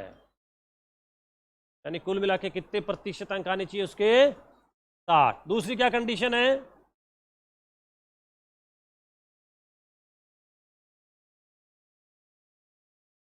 दूसरी क्या कंडीशन है? एक ही बार में पूरी परीक्षा उत्तीर्ण होनी चाहिए। ये 2 इसकी पूछा जा सकता है। एकलव्य और मीरा पुरस्कार के बारे में कुछ अच्छे फैक्ट्स बन सकते हैं। लगा लें आप इसको, ये अब एक बार देख लें। इसमें अगर आप लोगों ने लिखा होगा तो ये दोनों लिख लीजिए।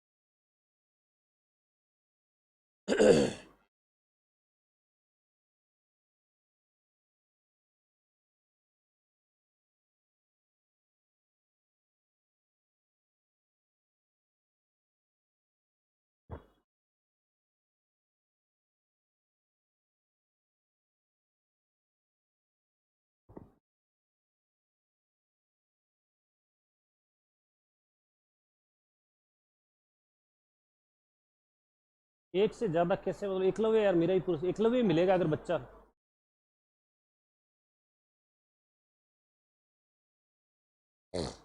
ऐसा कभी नहीं होता किसी, कभी नहीं होता किसी पुरस्कार में।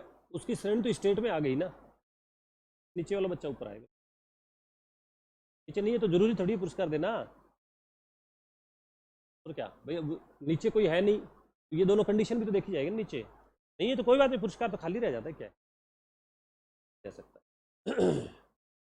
ऐसे तो जो बच्चा राज्य स्तर पे, वो तो 100% उस जिले में भी होगा, उस ब्लॉक में भी होगा। जब वो राज्य स्तर पे ही पहला है तो उसको चाहे कहीं भी ले लो, पहला ही है वो तो।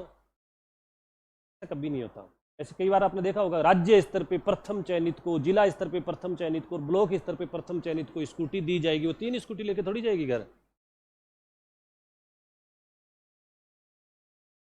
उसको कहा जाता है कि जो राज्य स्तर पे जो चयनित हो गया उसको फिर जिले और ब्लॉक में नीचे वाली मेरिट को। आगे चले। जैसे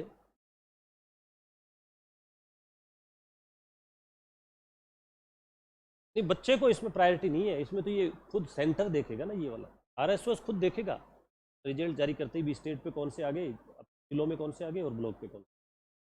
बच्चे को मार्कशीट देने की जरूरत नहीं, आजकल सब चीजें।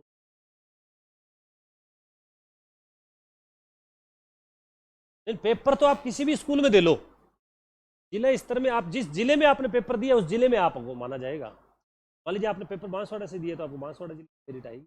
रहने वाले चाहे आप गंगानगर हनुमानगढ़। आप पेपर कौन से जिले में देके आ रहे हो? हैं? राज्य स्तर में सारे जिलों में से किसी?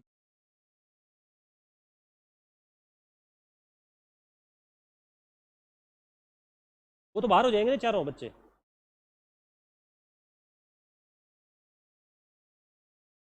वो जिले पे क्यों आएंगे? तो जिले से बाहर हो गए ना वो।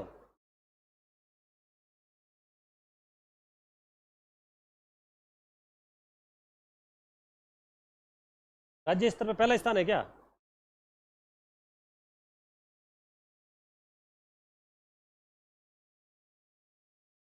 नहीं नहीं, जो राज्य स्तर पे है वो जिला स्तर पे है, जिला स्तर पे वो राज्य स्तर पे कोई जरूरी नहीं है। तो राज्य स्तर पे ये किसी न किसी जिले में तो पेपर दिया ही होगा इसने, ये समझो आप। भाई जिसने राज्य स्तर पे जिसका पहला और दूसरा स्थान आया वो किसी न किसी जिले के तो 100% ये बच्चे होंगे, और किसी न किसी ब्लॉक के भी होंगे, हो सकता है ये किसी न किसी ब्लॉक से भी पेपर दिया होगा। तो जब ये राज्य स्तर पे आ गए तो ये उस जिले और किसी भी ब्लॉक में हो चाहे वहां से हट गए ये बच्चे, उस जिले से भी हट गए, क्योंकि इन्होंने राज्य स्तर पे पुरस्कार ले लिया, तो जिला स्तर पे भी उनको नहीं मिलेगा ना इसको ब्लॉक स्तर पे। ये इनका कहना। दे ले तो क्या दिक्कत है, जिले में दे ले तो पुरस्कार। हाँ पुरस्कार क्यों नहीं मिलेगा, स्टेट ओपन स्कूल बच्चे देते हैं, बहुत सारे बच्चे देते हैं। तो उसको मना थोड़ी, भारत का ही नागरिक है वो भी। तो कौन से जिले में परीक्षा दे रहा है, कौन सी ब्लॉक में परीक्षा दे रहा है? इस स्तर का पुरस्कार ऐसे नहीं दिया जाता, वो पुरस्कार इसलिए दिया जाता है कि वो राज्य स्तर पे टॉपर है या जिला स्तर पे टॉपर है या ब्लॉक स्तर का टॉपर है। मान लीजिए हाँ कहीं का भी हो, ये तो क्या ही क्वेश्चन हो है, मान लीजिए हाँ बताना कैसे आएगा बच्चा, कोई एमपी का आया और गुजरात से डूंगरपुर में घुस गया, डूंगरपुर में आएगा ना वहां एमपी वाला तो।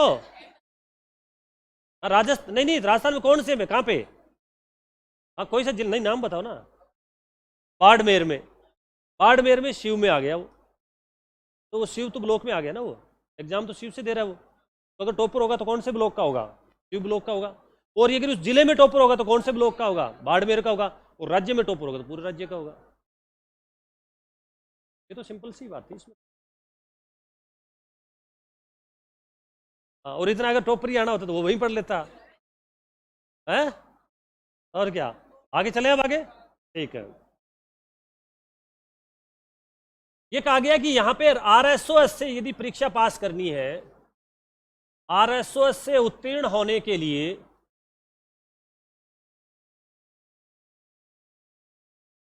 न्यूनतम 33% अंक अनिवार्य है। दूसरा, यहां पे आपको कम से कम 33% अंक लेने ही पड़ेंगे। दूसरा, आप अधिकतम 4 विषयों में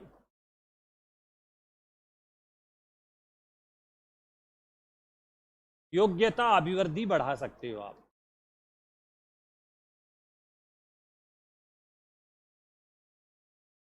नेक्स्ट, आप मान लीजिए सारे विषय एक साथ पास कर लिए, आपको अगले वर्ष में एक अवसर अंक सुधार के लिए दिया जाए, अंक सुधार के लिए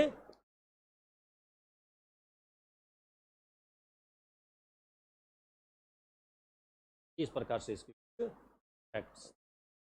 जनरली बच्चे जहां एक बार यहां से पास हो जाते हैं उसके बाद वो आगे की एजुकेशन से जुड़ जाते हैं, आगे की एजुकेशन से जुड़ जाते हैं। तो बहुत सारे बच्चे तो यहीं से फिर बाद में 12वीं करते हैं, नहीं तो बहुत सारे बच्चे जनरल किसी दूसरी और स्कूलों से और उनसे भी जुड़ जाते हैं। हाँ, इस कंडीशन में, क्योंकि यहाँ पे मैक्सिमम बच्चों की एज तो जो स्कूल जाने वाले बच्चों की एज होती है लगभग वही होती है, लेकिन 15-20% ऐसे भी लोग हो सकते हैं जिनकी आयु अधिक हो गई हो।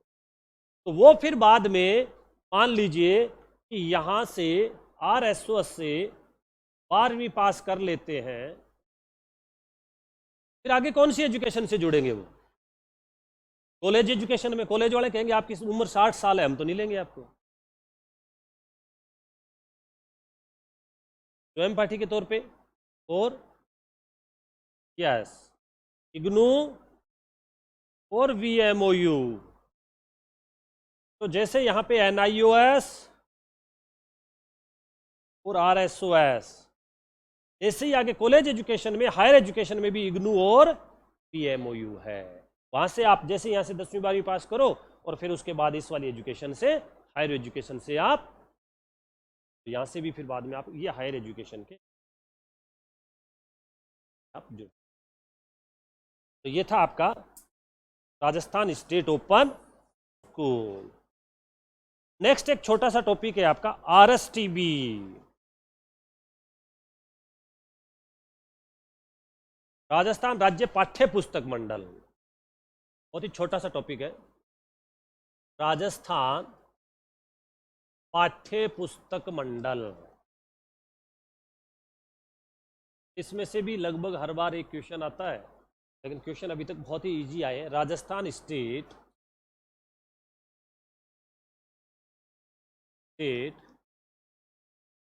Text book for RS 100% full form की तो आएगी किसी RSOS की पूछे, RSTB, RBSC की, RSCRT की पूछे, IASC की, SIQE की पूछे, दीक्षा की पूछे, दीक्षा राइज की पूछे, स्माइल की पूछे, इनमें से एक फुल फॉर्म आपकी आनी है। Rajasthan state text book board कौन सी विभाग की संस्था है ये? प्रारंभिक या माध्यमिक? दोनों की है। अब दोनों की है। और शुरुआत सिर्फ प्रारंभिक की। ध्यान रखना कि ये संस्था है, इस संस्था की शुरुआत प्रारंभिक शिक्षा के लिए की गई है। सिर्फ कौन सी शिक्षा की किताबों के लिए? प्रारंभिक। राजस्थान राज्य पाठ्य पुस्तक मंडल, इसका मतलब इसका काम किससे संबंधित है? इसका मतलब ये हो गया कि पाठ्य पुस्तक का मुद्रण और वितरण करने का काम इस संस्था का है। तो पाठ्य पुस्तक निर्माण करने का काम RSCRT, पाठ्य पुस्तक तैयार करके RSCRT इनको देगा, ये उसका प्रिंटिंग करेंगे और स्कूलों तक जाके डिस्ट्रीब्यूशन करके आ जाएंगे। ये विशेष तौर से ध्यान रखना। इसका काम किताब तैयार करना नहीं है, इसका काम पाठ्यक्रम तैयार करना नहीं है, इसका काम पाठ्यचर्या तैयार करना नहीं है, इसका काम TLM तैयार करना नहीं है, इसका काम अकादमिक वैसे नहीं है जैसा RSCRT का काम था। RSCRT पहली से 12वीं की या प्री प्राइमरी से लेकर 12वीं तक की किताबें इस बोर्ड को दे देता है। ये बोर्ड फिर जैसी इसको किताबें मिलती है वैसा वहां से प्रिंट मारता है और बच्चों तक पहुंचाने का काम करता। अपना कब हुई थी? राज्य सरकार के प्रशासनिक आदेश से है 29 दिसंबर 1900। कुल मिला के RSTB का गठन, ध्यान से देखना ये दोनों क्वेश्चन आएगा। ये शायद मेरे हिसाब से हाल ही में क्वेश्चन आएगा। RSTB का गठन राज्य सरकार के एक प्रशासनिक आदेश से कब हुआ? 29 दिसंबर 1973। हाँ, क्वेश्चन ये आया था बिहार में। RSTB ने विधिवत कार्य कब शुरू किया?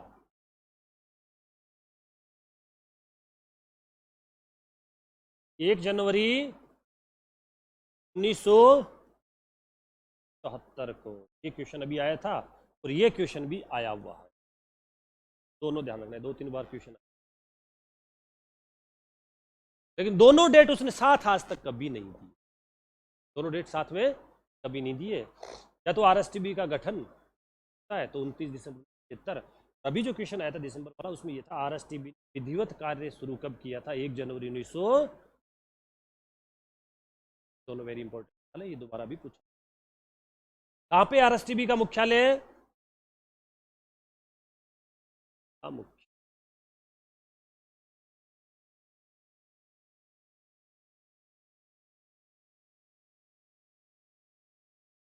जयपुर का मुख्यालय है।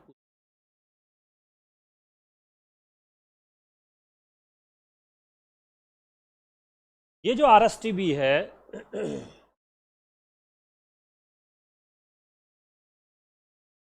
प्रारंभिक शिक्षा विभाग के अधीन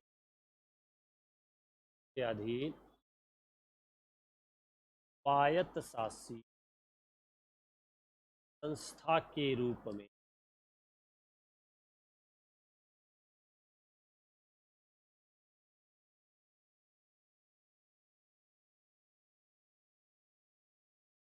के रूप में, स्वायत्तशासी विभाग के रूप में ये शुरू की गई। आपने देखा होगा पाठ्य पुस्तकों के राष्ट्रीयकरण की नीति, पाठ्य पुस्तकों के राष्ट्रीयकरण की नीति कब आई थी? 1956 में ये नीति आई और इसके आधार पे सबसे पहले पाठ्य पुस्तकों का प्रकाशन सर्वप्रथम 1957 में किया गया। ये राष्ट्रीयकरण की नीति का क्या मतलब था? क्या है ये राष्ट्रीयकरण की नीति? पाठ्य पुस्तकों के राष्ट्रीयकरण की नीति है क्या चीज है? सरकार ने अपने कंट्रोल में ले लिया और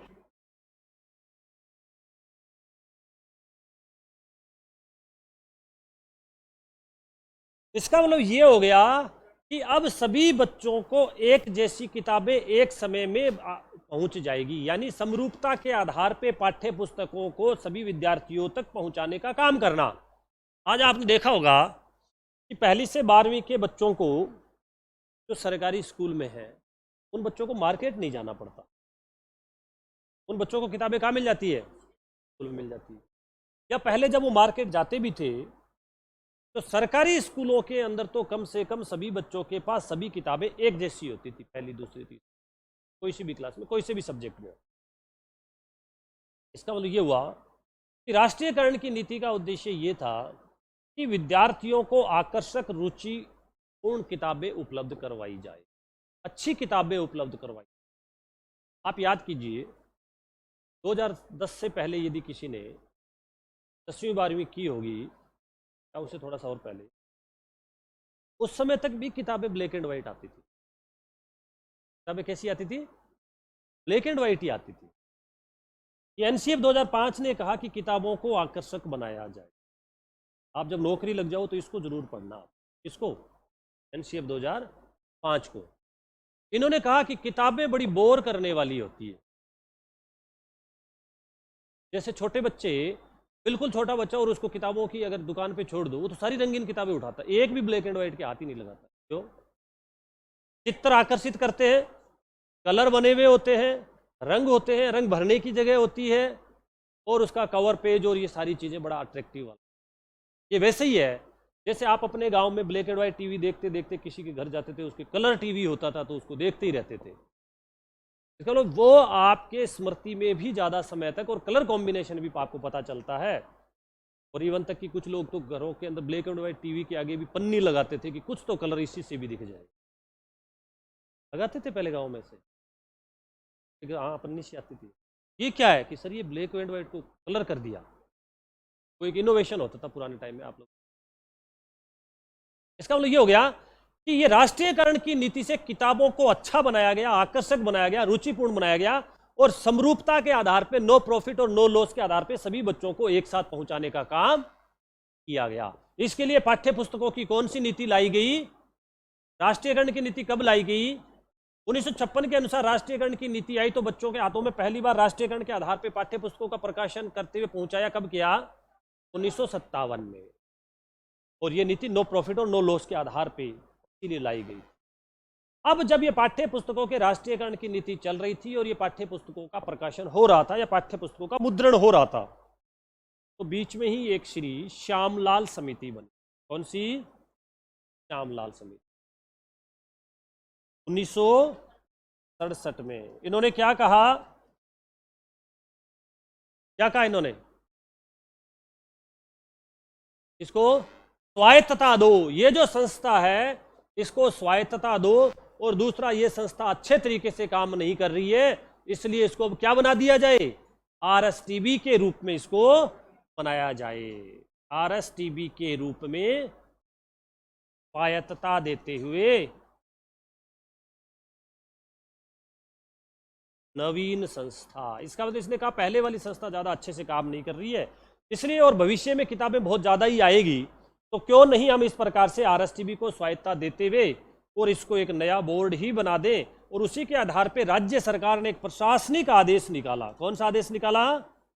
प्रशासनिक आदेश, ये प्रशासनिक आदेश के अनुसार आरएसटीबी का गठन कब किया गया? 29 दिसंबर 1973 को। कहाँ किया गया? जयपुर में।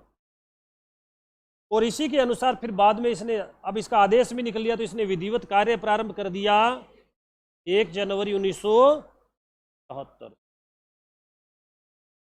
ये जो संस्था थी, 2 दिन बाद या 1 साल बाद, 73 में तो ये बनी थी, फिर 74 में इसने काम शुरू किया। इसको 2 दिन ही माने, 1 साल नहीं माने। 1 साल में आप कह दोगे सर 29 दिसंबर 1974 कर देते, नहीं, 1 जनवरी 1900। दोनों डेट बार बार इसकी अभी तक यही क्वेश्चन इसका बनता है। ये समिति 100% आपसे, राष्ट्रीयकरण की नीति भी आपसे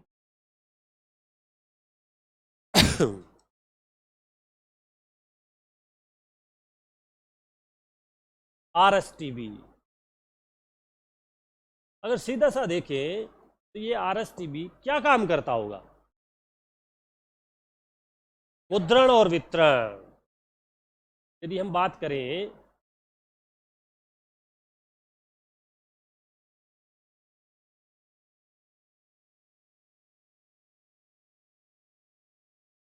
पाठ्य पुस्तकों का मुद्रण, मुद्रण का मतलब प्रिंटिंग, और कक्षा 1 से 12 का वितरण, डिस्ट्रीब्यूशन। डिस्ट्रीब्यूशन जब ये करता है या जब ये प्रिंटिंग करता है तो ये कौन से विद्यालय, कौन से विद्यार्थियों के लिए काम करता है? सभी, यानी सरकारी और, चाहे सरकारी या निजी विद्यालय, दोनों के लिए कार्य करता, सरकारी और निजी दोनों की। हमने ये कहा कि आरएसटीबी अपने आप में स्वायत्तशासी संस्था।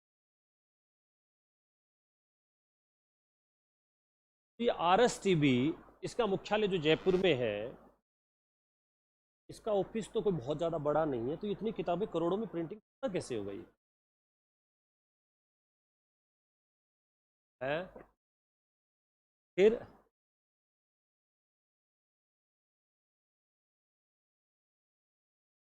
जैसे समझ ये हो गया, इस आरएसटीबी ने भी अपने अधीन एम्पैनल्ड कर रखा है बहुत सारी प्रिंटिंग संस्थाओं को, उनसे ये प्रिंटिंग का काम करवाता। क्योंकि आपने देखा होगा कोई सी भी संस्था नहीं करती होगी। राजस्थान में कितने बच्चे होंगे स्कूलों में, प्राइवेट और गवर्नमेंट दोनों मिला के कितने बच्चे होंगे?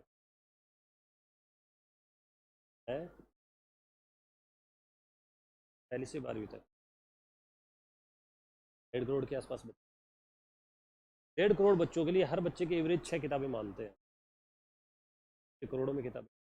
इसका मतलब इस प्रकार से ये स्वायत्तशासी संस्था है जो पाठ्य पुस्तकों का मुद्रण, प्रिंटिंग करता है, और ये प्रिंटिंग करने के साथ साथ इन बच्चों के लिए किताबों का,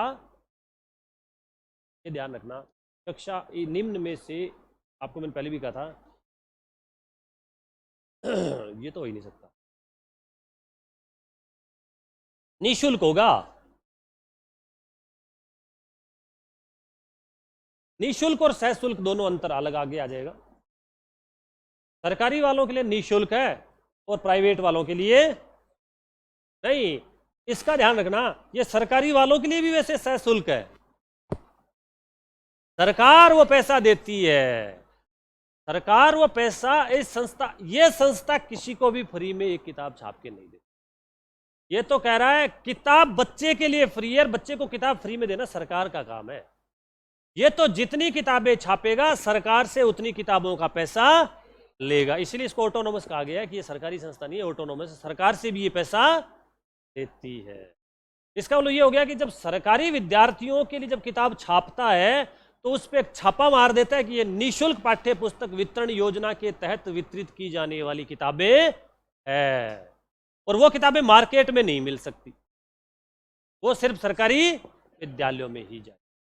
तो ये एक इसका तरीका हो सकता है। तो कुल मिला के एक स्वायत्तशासी संस्था के रूप में जब ये काम करती है तो ये दो मुख्यतः काम इसके इस प्रकार से किए जाते हैं। पाठ्य पुस्तकों का मुद्रण, इससे पहले हम ये कहें पाठ्य पुस्तकों का निर्माण, ये किसका काम है? आरएससीईआरटी का काम है, पाठ्य पुस्तकें तैयार करना। क्वेश्चन अजय, पाठ्य पुस्तकों का निर्माण आरएससीईआरटी का काम है, आरटीई की कौन सी धारा के अनुसार? धारा 29, प्रारंभिक शिक्षा का पाठ्यक्रम और मूल्यांकन के। तो कुल मिला के ये पाठ्य पुस्तकों का निर्माण करने का काम इसका, निर्माण करने के बाद इसके पास आती है, ये प्रिंटिंग करता है। पहली बात, प्रिंटिंग करने के बाद अब ये डिस्ट्रीब्यूशन के लिए भेज, ये वाला तो मैं तो रोज ही चिल्लाता रहता हूँ, आप लोग याद ही नहीं करते। कर लिया फिर, ठीक है। ये तो हर बार आपके भी आया हुआ, पहले भी है। आरटीई की धारा 29 के अनुसार राज्य की नोडल संस्था कौन सी है? आरएससीईआरटी। डेट में आया था क्या? अब आगे ध्यान रखें, पाठ्य पुस्तकों का वितरण और डिस्ट्रीब्यूशन, यहां पे ये बात आई थी कि ये जो सरकारी वाले हैं, इन विद्यार्थियों के लिए ये निःशुल्क पाठ्य पुस्तक वितरण योजना के लिए होती है और इन विद्यार्थियों को पैसे देने पड़ते हैं, सशुल्क। ये जो सरकारी वाले के लिए होती है, इनके लिए किताबें पंचायत स्तर पे हमारे नोडल स्कूल है, वहां तक जाके ये वितरित करके, यानी आरएसटीबी का ट्रक जयपुर से चलेगा और वहाँ पहले जिले में जाएगा, जिला वितरण केंद्र, जिला वितरण केंद्र से फिर वहाँ पे प्राइवेट वालों की तो खाली कर देगा, वहाँ जिले में खाली करके कहेगा कि अब आपके अनुबंधित विक्रेता, पंजीकृत विक्रेता, जिनको किताब बांटने का अधिकार है, जिनको किताब डिस्ट्रीब्यूशन करने का अधिकार है, उन्हीं को किताब मिलती है। ऐसे नहीं हर किसी दुकानदार को किताब मिल जाए।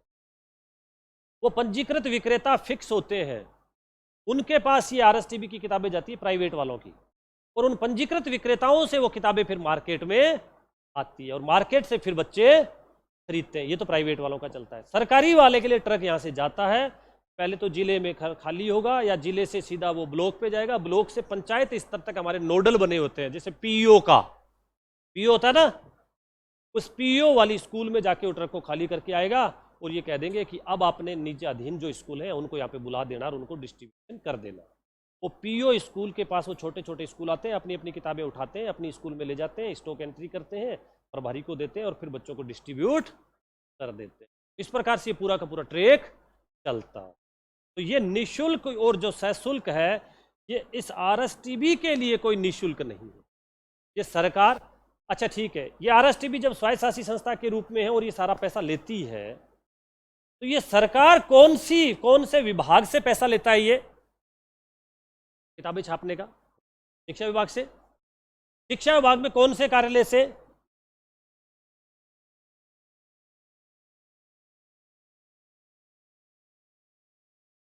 वो तो इसका खुद का विभाग है, मैनेज करने का, अंदर कर्नल है। इसको पैसा पहली से 8वीं तक के विद्यार्थी और 9वीं से 12वीं तक के विद्यार्थी, पहली से 8वीं तक के विद्यार्थियों को ये पैसा लेता है निदेशालय प्रारंभिक शिक्षा से। किससे लेता है?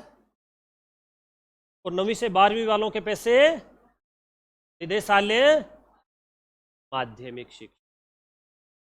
कुल मिला के इनसे पैसा ले लेता। अब अगला क्वेश्चन, पहली से 8वीं के विद्यार्थियों के लिए सरकारी विद्यालयों में विद्यार्थियों को पाठ्य पुस्तकें निःशुल्क उपलब्ध करवाई जा रही है भारत सरकार के निम्न में से किस अभियान के माध्यम से? समग्र शिक्षा अभियान के माध्यम।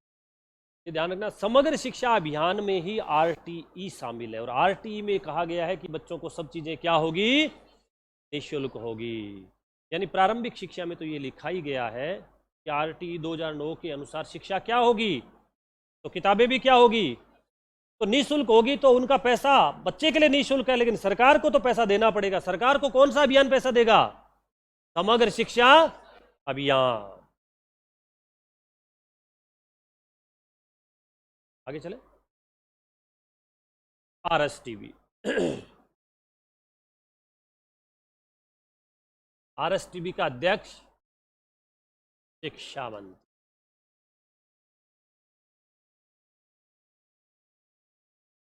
86 प्रतिशत। कितनी प्रतिशत? सारी 86। तो जीसी होती, जीसी का अध्यक्ष कौन?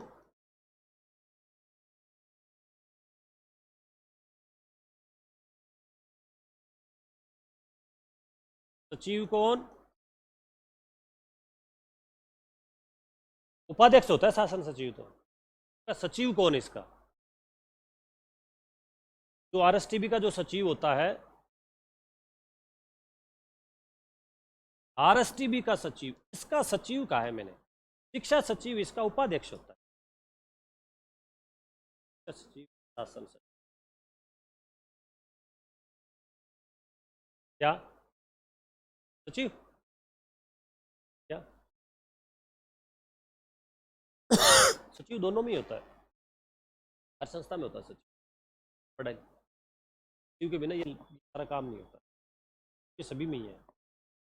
तो इसका सचिव आरएसटीबी का जो सचिव होता है। अब क्वेश्चन है आरएसटीबी का सचिव कौन होता है? आरएसओ कौन होता है?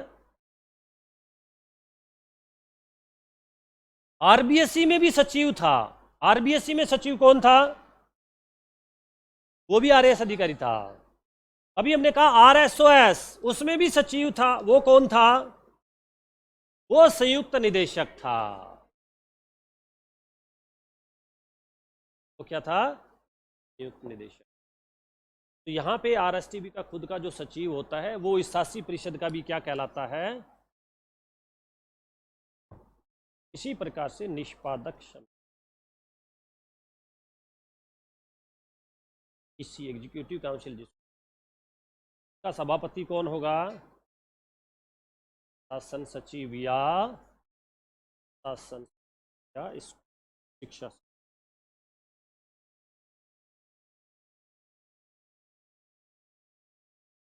का सचिव कौन होगा? वही जो आरएसटीबी का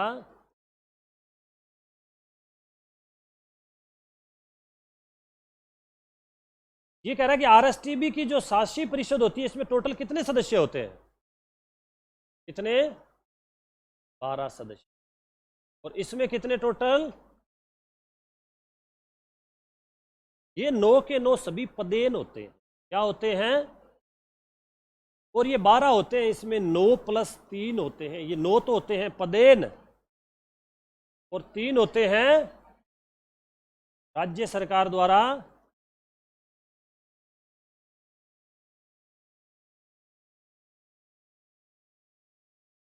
लिखा आप लोगों ने, पहले वालों ने 9 + 3 लिखा ना, ठीक है। अब ये जो 3 सदस्य हैं इनका कार्यकाल कितना है? 3 वर्ष का, ये पूछा। ऐसे ही आरबीएससी का कार्यकाल कितना था? कितना था?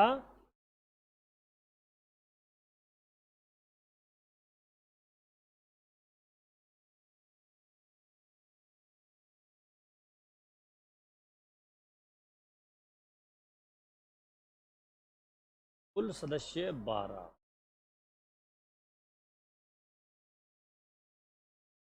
अध्यक्ष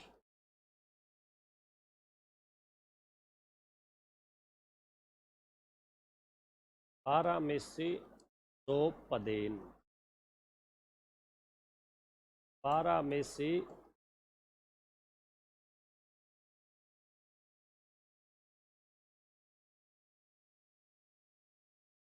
ये 3 सदस्य होते कौन है?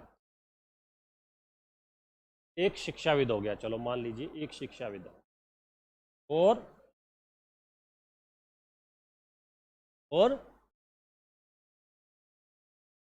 मुद्रण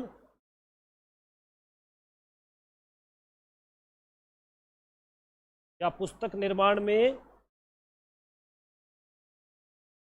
दक्षिया, और तीसरा विद्यालय शिक्षा का। ये 3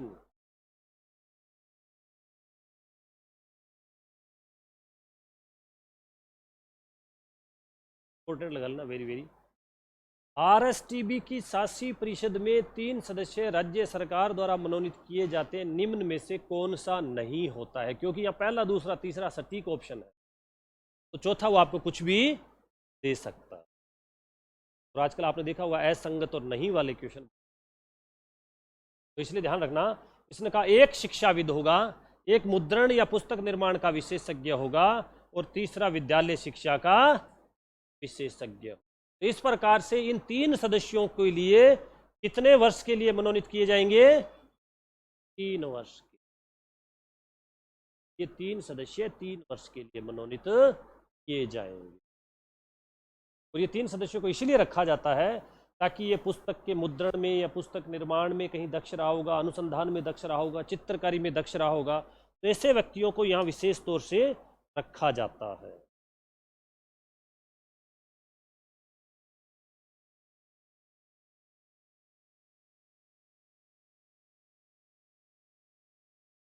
ये अपने आप में प्रकाशन का काम करता है। और विद्यालय शिक्षक 100% क्वेश्चन अजय, आरएसटीबी की शासी परिषद के संबंध में निम्न में से कौन सा तथ्य सही नहीं है? क्या असंगत है? शासी परिषद में कुल 12 सदस्य होते हैं, ठीक बात है। शासी परिषद में इसके अध्यक्ष शिक्षा मंत्री होते हैं, ठीक बात है। शासी परिषद में जो 12 सदस्य होते हैं इसमें से 3 पदेन होते हैं और 9 मनोनीत होते हैं, ये गलत बात। 9 पदेन होते हैं और 3 मनोनीत होते हैं। इन 3 सदस्यों का कार्यकाल, जो राज्य सरकार जिनका मनोनयन करते हैं उनका कार्यकाल 3 वर्ष होता है, ये ठीक बात है। इनमें क्वेश्चन अजय, आरएसटीबी की शासी परिषद में जो मनोनीत 3 सदस्य हैं इनमें से निम्न में से कौन नहीं होगा? शिक्षाविद, मुख्य मुद्रण विशेषज्ञ, पुस्तक प्रकाशन विशेषज्ञ और विद्यालय शिक्षा का विशेषज्ञ। इसके अलावा वो अगर आपका कॉलेज शिक्षा का विशेषज्ञ दे देता है या इस प्रकार का कोई और ऑप्शन देता है तो वो इसका ऑप्शन में आप में एक अच्छा क्वेश्चन यहाँ से फैक्ट्स के माध्यम से इसका बन सकता। क्या क्वेश्चन आ जाए कि आरएसटीबी के अंदर जो शासी परिषद है इसका सचिव जो है वो शासन सचिव होता है। सचिव शासन सचिव, सचिव तो शासन सचिव नहीं होता, सचिव इसके अंदर क्या होता है? आरएएस, जो मुख्य कार्यपालक या मुख्य काम करने वाले अधिकारी के रूप में जाना जाता।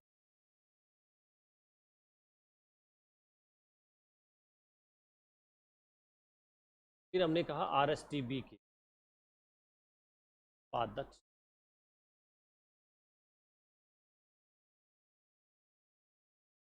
का सभापति, शासन का सचिव, आरएसटीबी सदस्य,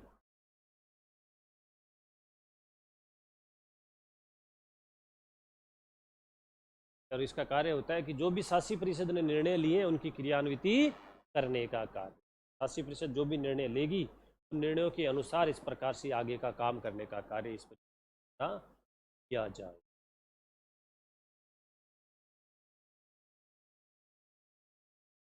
आगे चले, वितरण केंद्र।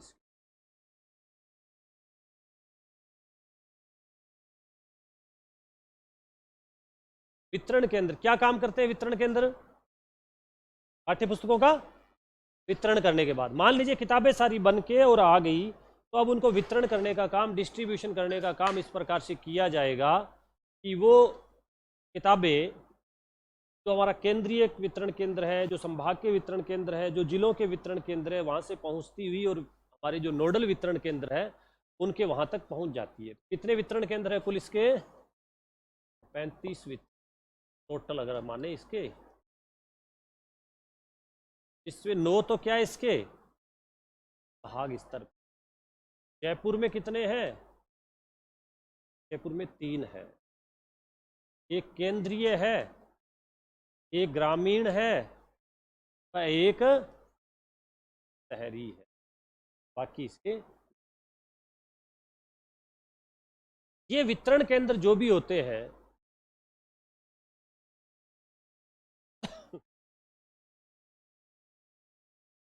सरकारी विद्यार्थियों के लिए, सरकारी विद्यालयों के विद्यार्थियों पंचायत स्तर तक पाठ्य पुस्तक, पंचायत इसका मतलब नोडल इनके विद्यालय, पाठ्य पुस्तकों का वितरण, मतलब ये पंचायत स्तर तक जाके वहां पे पाठ्य पुस्तकों के वितरण करने का काम ये करते। सरकारी विद्यालयों के लिए पंचायत स्तर तक या इनके जो इनको बोलते हैं नोडल वितरण केंद्र, क्या बोलते हैं? नोडल वितरण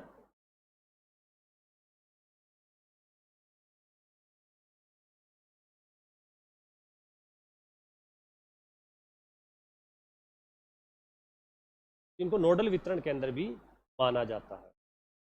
ये जो वितरण केंद्र होते हैं, यदि हम मान के चलें ये सरकारी वाले के लिए है और ये निजी वाले,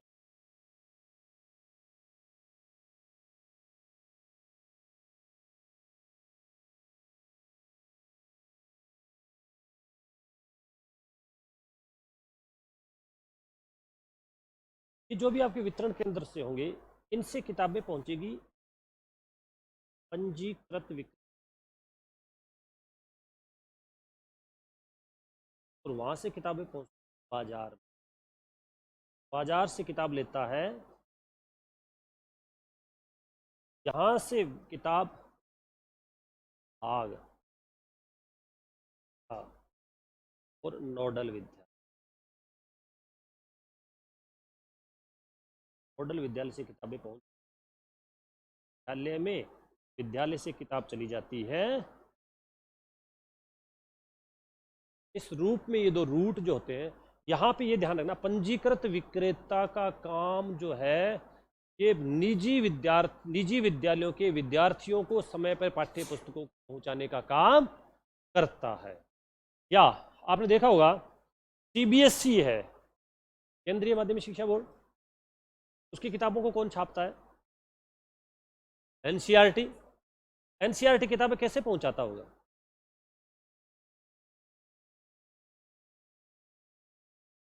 एनसीईआरटी पूरे भारत में कैसे किताबें देता होगा? हर स्टेट में नहीं, इनको नहीं भेजता होता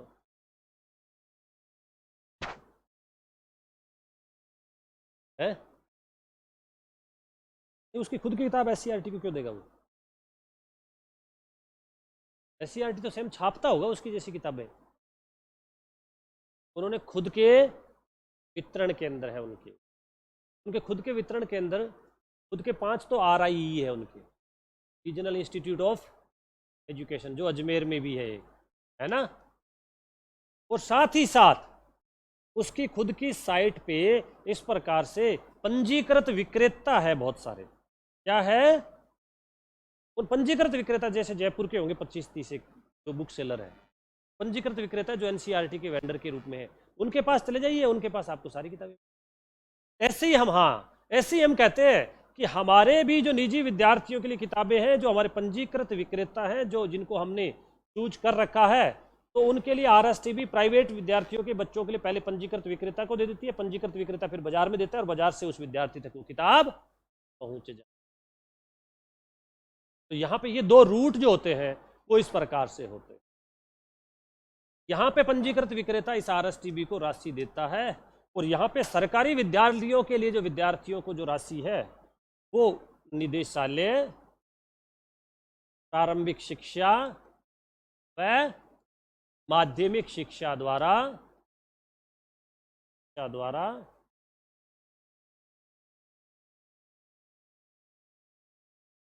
इस प्रकार से विद्यार्थियों के जो निःशुल्क होती है, वो आरएसटीबी के लिए प्रिंटिंग करने का निःशुल्क काम नहीं है, वो तो अपनी राशि प्राइवेट वालों के लिए तो फील्ड से ले लेता है और सरकारी वालों के लिए निदेशालय प्रारंभिक शिक्षा और निदेशालय माध्यमिक शिक्षा राशि ले लेता है। वो अपने आप में फ्री में इस प्रकार से प्रिंट आप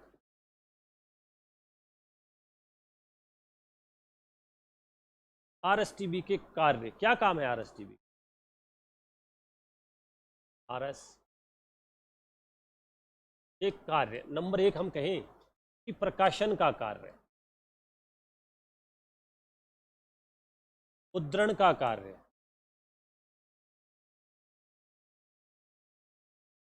कहें वितरण का कार्य, हम कहें पंजीकृत विक्रेता से अनुबंध करना,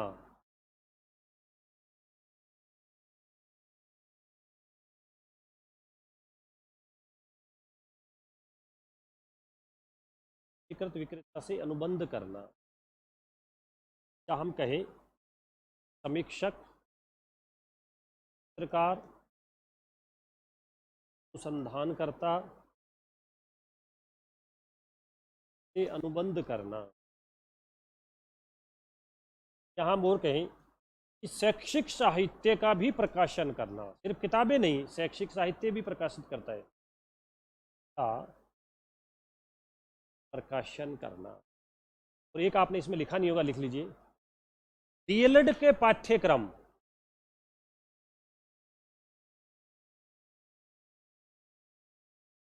की पाठ्य पुस्तकों का मुद्रण व वितरण, ये आपके देख लेने, वेरी इंपॉर्टेंट। तो उनका भी काम इसी के द्वारा किया जा रहा है, नो प्रॉफिट और नो लॉस के आधार पे, न लाभ और न हानि के सिद्धांत पे ये काम करता है।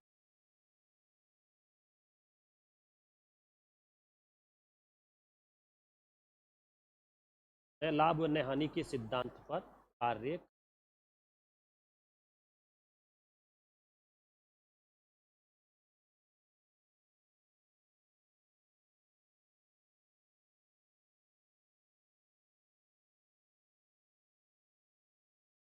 यानी स्कूल शिक्षा के लिए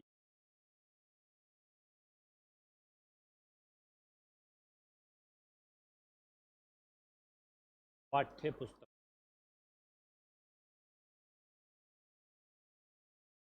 व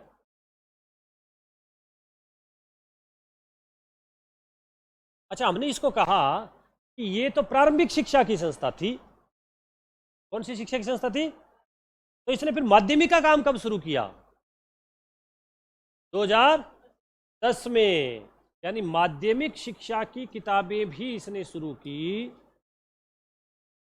27 सितंबर 2010 से। माध्यमिक शिक्षा यानी 9वीं से 12वीं की किताबों का भी प्रकाशन और मुद्रण का कार्य इसके द्वारा शुरू किया गया। तो इससे पहले कौन करता था फिर? नहीं, आरएससीईआरटी तो प्रारंभिक शिक्षा का करती थी, आरबीएससी खुद करती थी। यानी 9वीं से 12वीं का पाठ्यक्रम तैयार करना और 9वीं से 12वीं के पाठ्यक्रम के अनुसार किताबें उपलब्ध कराना, ये आरबीएससी का काम आरबीएससी। अब ये 2018 के बाद ये सारा काम किसको दे दिया गया? उधर तो दे दिया आरएससीईआरटी को किताबें तैयार करने का, और इधर प्रिंटिंग डिस्ट्रीब्यूशन और सारा काम किसको दे दिया? आरएसटीबी। कुल मिला के स्कूल शिक्षा के अंतर्गत चाहे प्री प्राइमरी से कक्षा 12 तक की जितनी भी किताबें हैं, उन सारी किताबों का प्रकाशन और वितरण।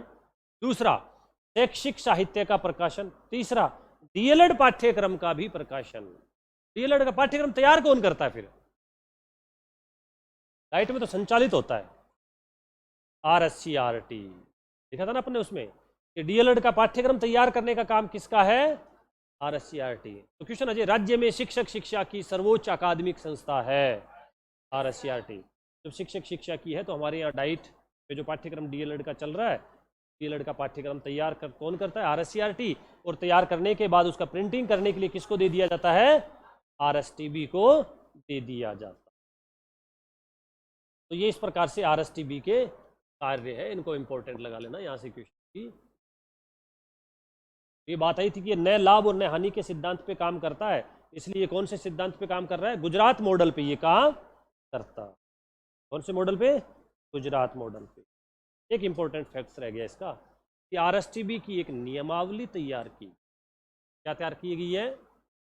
आरएसटीबी की नियमावली, यानी कुछ नियम है। किसने तैयार की है? शासी परिषद।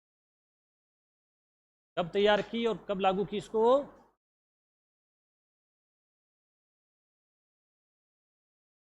1 अगस्त 1995 से प्रभावी।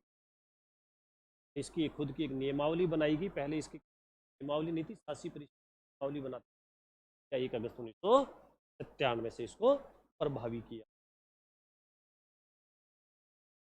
अच्छा, ये लेखकों, समीक्षकों, चित्रकारों, अनुसंधानकर्ताओं से अनुबंध क्यों करता है? अभी हमने पीछे लिखा था,